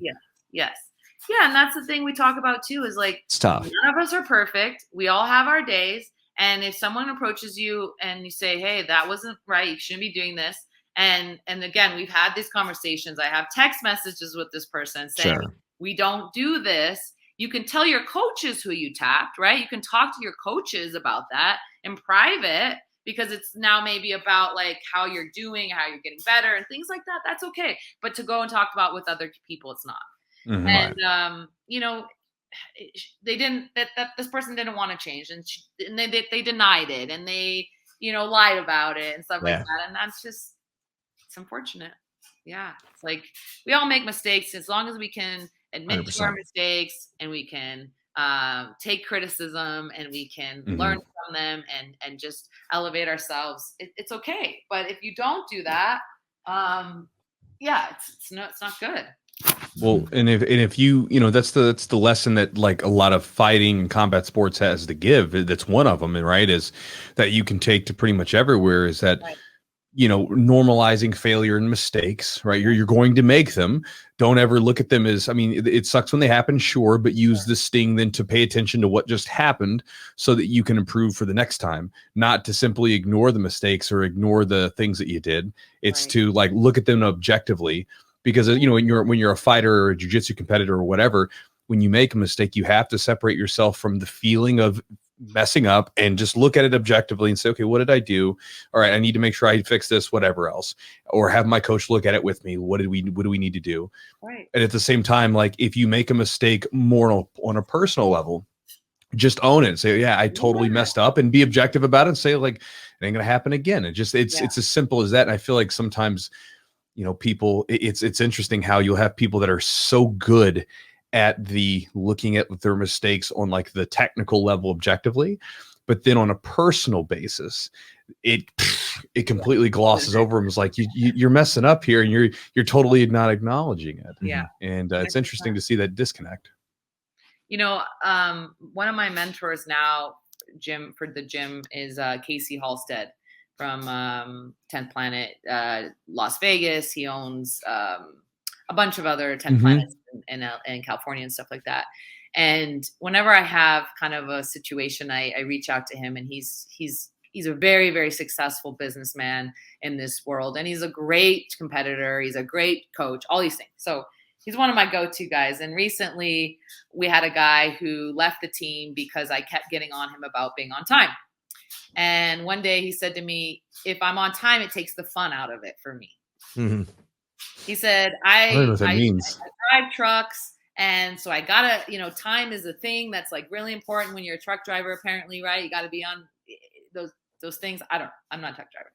And he left the team, and Conor was really upset with me. He's like, well, why did you hassle him about the time? And I said, well, I'm a big stickler about that, right? This is something that I got from Robert, and it's something that I really believe in. And I called Casey about it, and I said, Casey, how could I have handled that situation different? And he said to me, he said, you bring the guy in, you say, hey, let's have a meeting with Conor and I, and you tell him, hey, you know, we know that you've been here for a while, and your probably goal is to get a blue belt. But if that's your goal, you know, you got to start showing up on time. Right. And just kind of coming to him in a different way. Right. Mm-hmm. Coming to him with a way that's like, hey, if this is what you want from us, this is what we need from you.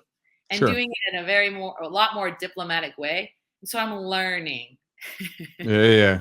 Not just, I'm a very explosive person. I'm very like, I think it, I got to say it. And I'm learning as a gym owner and as a leader, I can't be like that.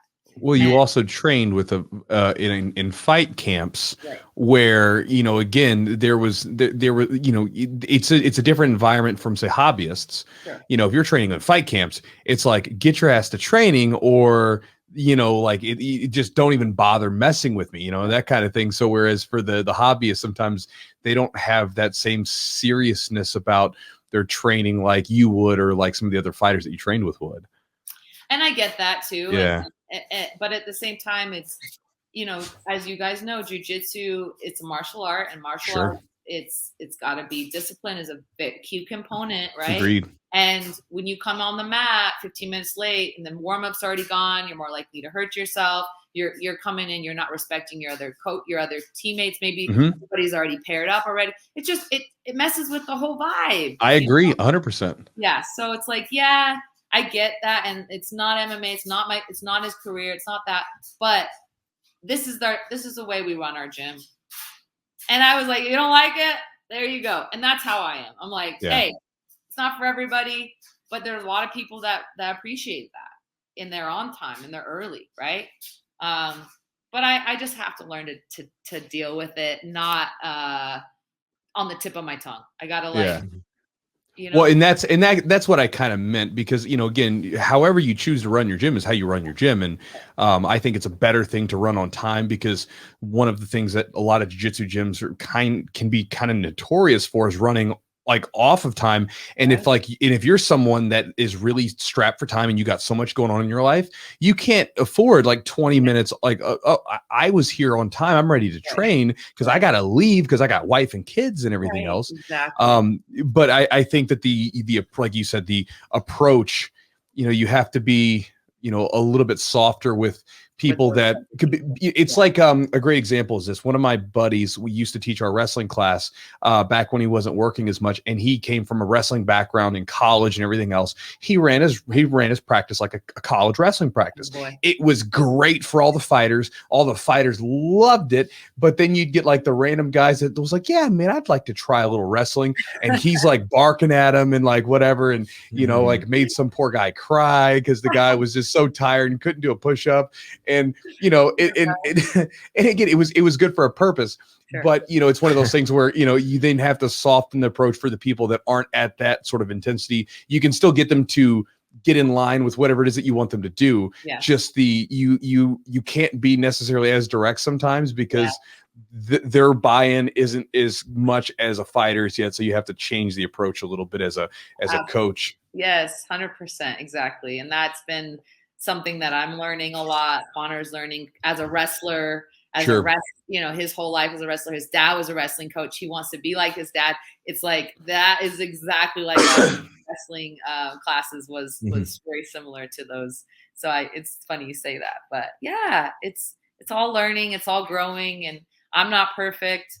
I'll fess up when I make mistakes. I know when I'm being emotional and I speak out of emotion, and I'm really trying to kind of, as a leader, be more cognizant of that. Yeah, it takes I think that the overarching theme is probably like humility, right? You understand when you make mistakes, and also when you're talking about your coach, just being able to ask questions, learn from others, not knowing that you don't know everything, that there's more to learn, and being open-minded, I think is I think that's what you look for from a coach, right? You don't want a coach just like, I know everything, and this is, you want a coach that you can see learning and exploring and trying, because that's motivation for you to test the waters and try different things as well. Because if it's like one way to do things, you're not gonna have any creativity in a gym.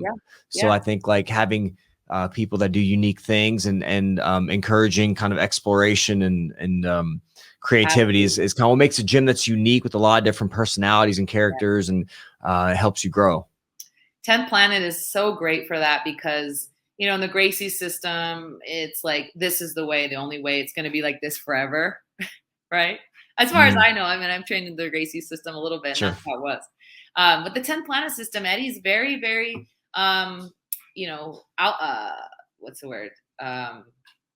This is one of the concussion symptoms, is word finding. He's very adamant about, it's not always going to be this way. That if someone comes along and says, this is like, try this, and he realizes this is now the better way, now this is what this goes in the system, right? And Robert was the same way. I remember one time he used to always show the arm triangle a certain way, and this guy came in from, I don't remember where, and he showed him another way, and Robert goes, all right, everyone, bring it in. This is the new way we're doing it. And it was like, it took 1 second. He was like, this is superior to the way that I've been doing it, and now this is the way I'm going to do it.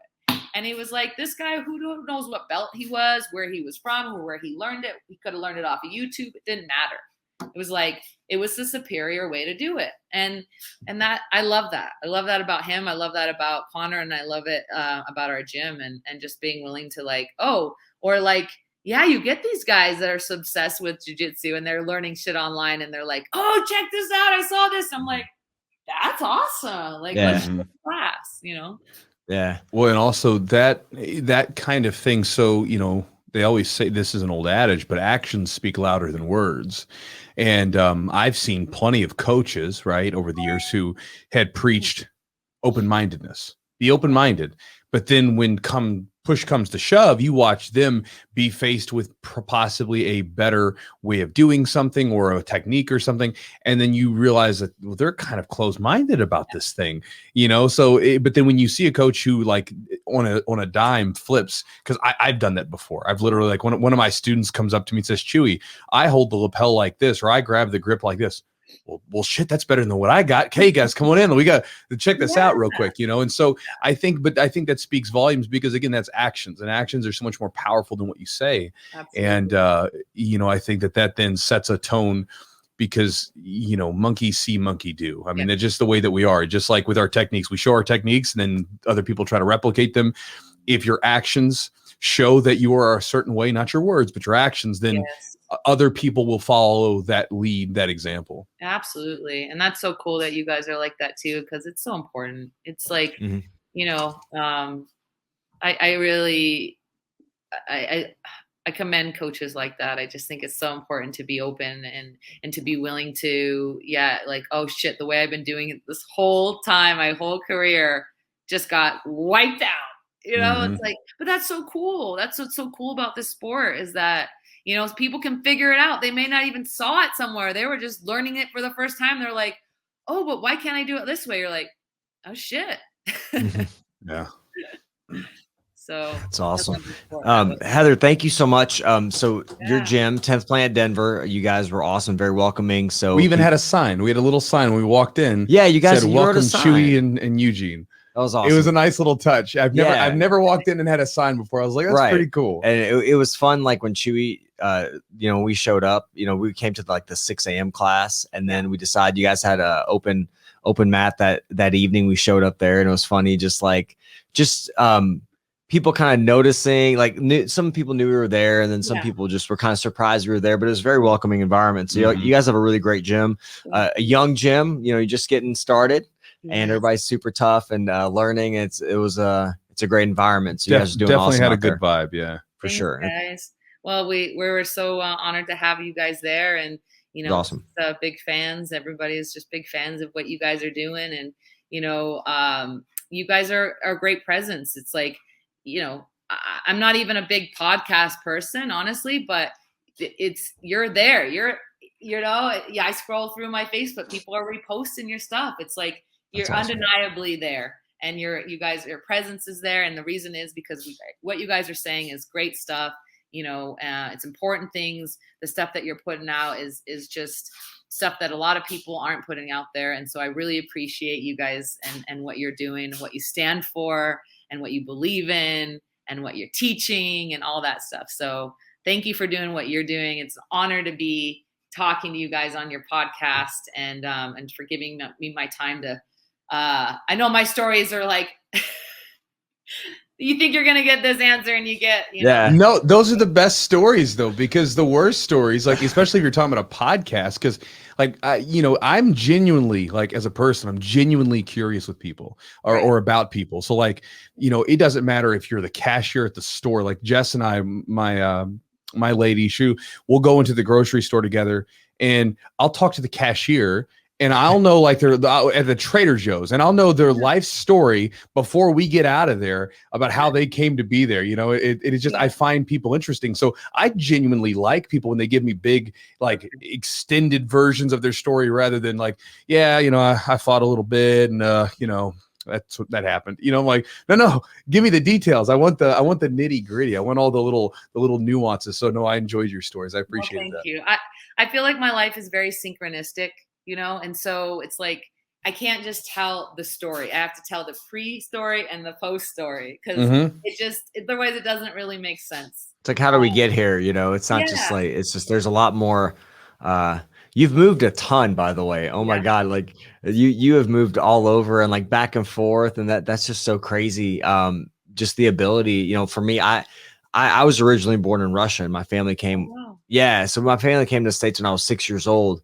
And like, that's a huge move, but my family hasn't moved very much. Yeah. And I'm just like, to me, I feel like I have such a hard time with change. Right. And you're constantly just doing different things. And I'm going to do hockey. Now I'm going to go do photography. Now I'm going to surf. Now I'm going to go fight and get into some fist fights and do some stuff like that. And that's kind of cool. Just the ability to just almost like adapt to your environment and kind of deal with some tumultuous situations, dealing with some gym environments that aren't healthy and then finding some that are.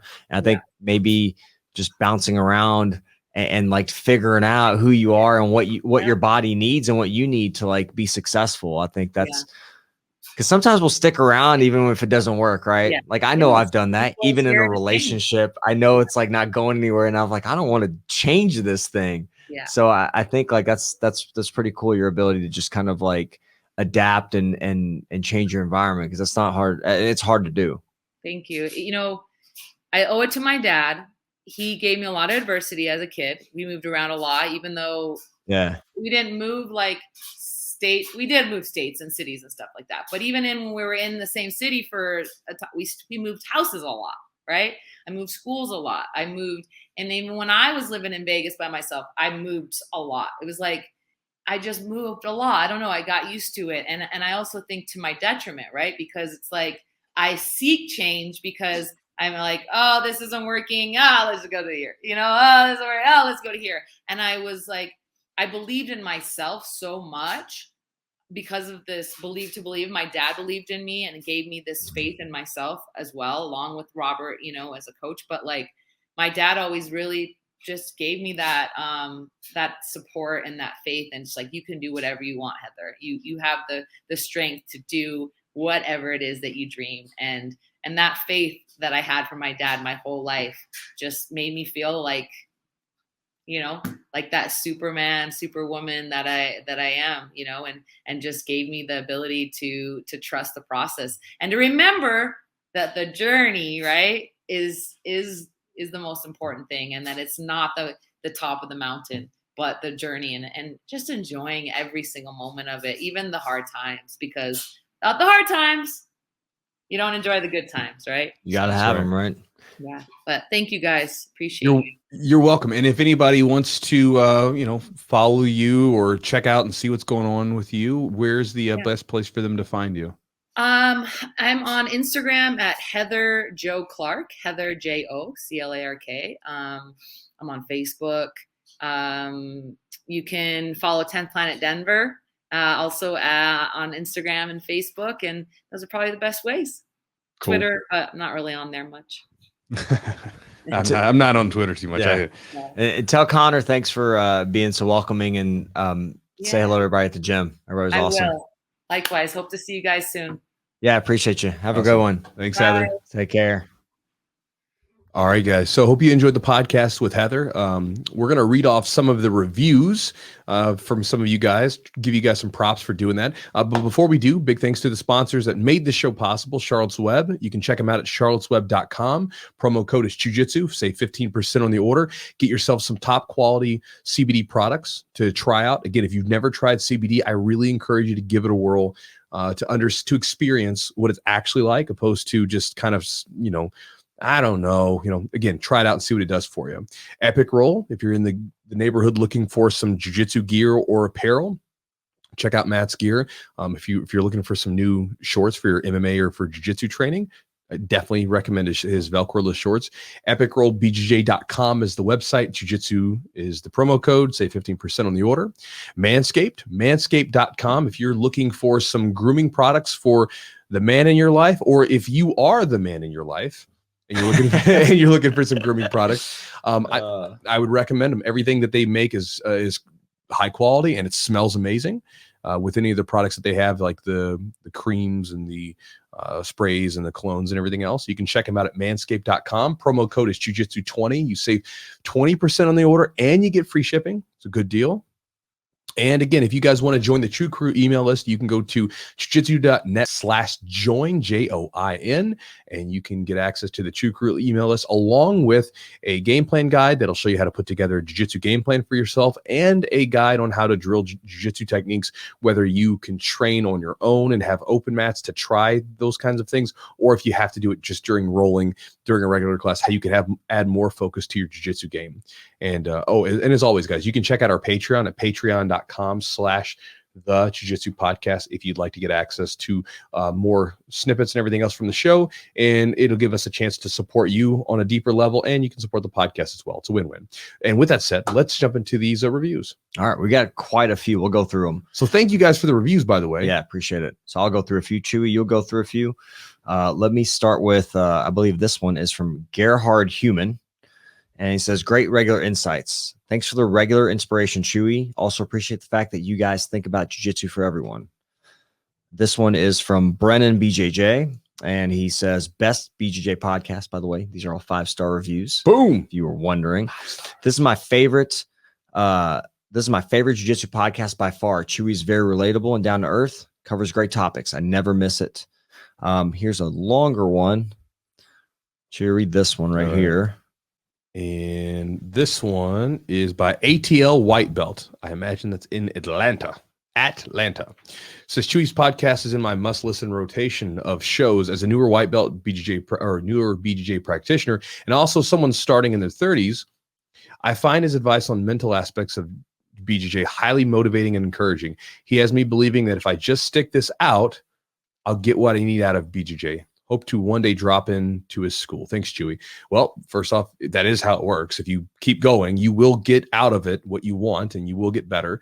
Doesn't mean it's going to be easy, but you can do it. And if you are ever in Louisville, or if you're ever in Kentucky, or if you sign up to my email list, you'll see I have some camps coming up next year at my gym. Then feel free to stop by. We love having visitors. And then is there another one? Yeah, I'll get you. We got a few more. Here's another one. Excellent. Excelente. This is from Decoy 1620. Says, hey, Chewy and Eugene, I've been training for almost 6 months now, and your content has helped me so much. The benefit surpasses training as well. You guys are helping people grow in the gym and in life. Much love to you both. Much love to you, Decoy. Thanks, dude. Appreciate you, bro. Yep, go upward. So I'm going from the bottom. Then we got Javier BJJ. He says, listen to it while driving to the gym. Great insights and overall great information. Appreciate you, Javier. The Chew Crew with a fist bump. Boom. Love the podcast. It's from Brian C, 1981. Love this podcast. I'm 40, have been doing jiu-jitsu for 9 months. Listen to this podcast at work, during workouts, runs, on my way to the gym, and after class, before competitions, before bed. I'm sure your wife or girlfriend loves that. Yeah. Stop listening to that guy. Whatever's clever. Great content, informative, and entertaining. Appreciate you, bro. Oh man, we do got a bunch, don't we? Yeah, there's a lot. We got Nando 915 says Chewy does the right thing for BJJ. Chewy basically is a podcast addressing all the concerns BJJ practitioners care about. It's a great show.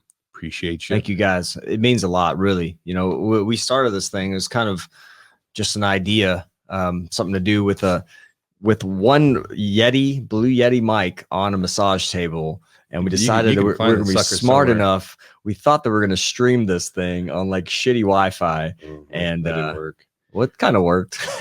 But no, we do appreciate it. It's like the review with with the podcast. This is actually helpful for us because like a lot of times we don't know. Like there's no commenting function on on it like normal stuff like social media. So this is like nice to read that. Yeah, we're actually because that's why we do it. We do it to try to help people out. So it's cool to see. For sure. I mean, we see the download numbers go up, but it's another thing to actually see the words that people have. Yeah, somebody taking the time to actually like write something thoughtful and meaningful. That's awesome. It means a lot. Got one from Tyler Hartman. Says, I'm 23 years old, one stripe white belt, started about 3 months ago with the intent to better myself. Around the same time I heard Chewy, I stumbled upon a few videos and fell in love with the art, specifically the way Chewy described it. I've lost almost 100 pounds in total from changing my life at about 50 since training. This podcast gets me through the slumps where I don't want to train. I took my first medal at my very first competition. last month, silver in the Fuji gi division, and I credit most of my attitude and drive to Jiu-Jitsu. I can't wait to drop into Derby City sometime soon and train with you guys. So check this out, because he says Jiu-Jitsu changed my life. I didn't change your life. You changed your life.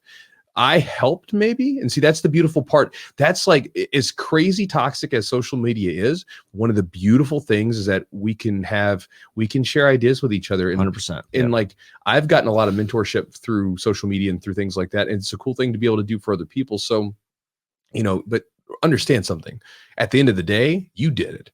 I didn't do anything. I gave you an idea that maybe was useful. Maybe Eugene said something that was useful, but if you guys change anything in your life, you changed it, and own that and be proud of that. Cause that's something that's worth a pat on the back, because there's so many people in our societies today where, they're faced with problems and they fold. And by doing that, you did something. You lost 100 pounds, bro. That's that's unimaginable to some people. So congratulations. Last one. This one comes from Sweet Pass Submit. Dig it. Says fun and informative conversations. Okay, Chew, you finally guilted me into my first podcast review. It worked. I didn't mean to guilt you, but I'm glad you reviewed it. I always enjoy your show, and I even sit through and listen to the wandering nonsense that takes place when the formal podcast is. I love it. Always. I Lots love of nonsense. It is a lot of nonsense. I'm glad you listened to the nonsense. I've been a black belt for 8 years, and I'm lucky enough to have my own BJJ program. You guys represent jiu-jitsu in a very positive manner. I think I've listened to every episode. Keep up the solid work. Also, I guess I have to check out this email list now. Brian in California. Brian. Thanks, Brian. Thank you for reviewing the podcast. And bro, thank you for listening to all the nonsense that we take part in. So guys, listen, appreciate the reviews. And again, I'm going to guilt the rest of you guys that haven't done a review yet. If you are listening to this podcast right now, you've gone through the nonsense just like Brian did, right? You've gone through it, and you're still here with us, right? That means you got to enjoy it a little bit. Like, you kind of like reviews, because I know some of them don't. Then I totally understand. Like, no worries. But if your app does support reviews and there's a little review function, just hook us up. Just take care of us. Right, just all you gotta do. It'll take like 2 minutes. Now, if you're driving right now, don't do it. Yeah, that's right. I don't want you to hurt yourself. But like, when you stop driving, just like, take your phone and you can press the little buttons, and there's some stars. You can give it some stars, and you can just write a little blurb, and we'll read it on the future podcasts. That's right. We appreciate you guys. Thank you all for sharing, and it means a lot. When we started this thing, we're at a lot of episodes in, 175. That's right. That's a lot of time I've talked to Chewy, and the downloads have grown a lot compared to what they were in the beginning. Back in the day, it was like nothing. Yeah, I think the main thing, with the reviews, honestly, it's nice to hear for our own guilty little pleasure. But honestly, like, it helps people find. I think it gives us a little more traction. Helps other people find the podcast that maybe wouldn't be able to find it otherwise. So and for me, I mean, this is my biggest thing. Like, when I do videos or when I teach a student something, like, I'm doing this stuff, and I'll be honest with you, the reason why I do this stuff is because at some point people took the time out to help me along the way, right? Mentors, coaches, all these different things, different family members, and it's a beautiful thing. And so all I'd like to do is, people made ripples in my life, and I would like to hopefully make ripples in other people's lives. Like basically, like, you take a drop of water and you drop it, and it makes that ripple effect. Yeah. Right. Like, you don't know where that goes. And that's the whole point. It's like, whether it's the videos, the podcast, the emails, whatever, I'm just trying to like drop something there. And hopefully, whether it's a small idea, a technique, or maybe a mindset, whatever it is, I'd like to make a positive ripple in your life. And so again, when we see the reviews from the podcast, again, that is just motivating, because then it's like, okay, the mission is being accomplished, right? Whereas with the videos and stuff, I can see that more readily. If I make a post, I can see that more readily. With the email, I can see that more readily. So with the reviews, again, it's nice to be able to see that we are doing what the mission is about. And so I appreciate you guys for taking the time to the reviews. All joking aside, I know I'm messing with you about the guilt thing and everything else, but again, all joking aside, I appreciate you guys taking the time to do so and reviewing the podcast, and for joining us every week and listening to us. I appreciate you giving us your time, because time is a precious thing. And I appreciate you allowing us to share our time with you.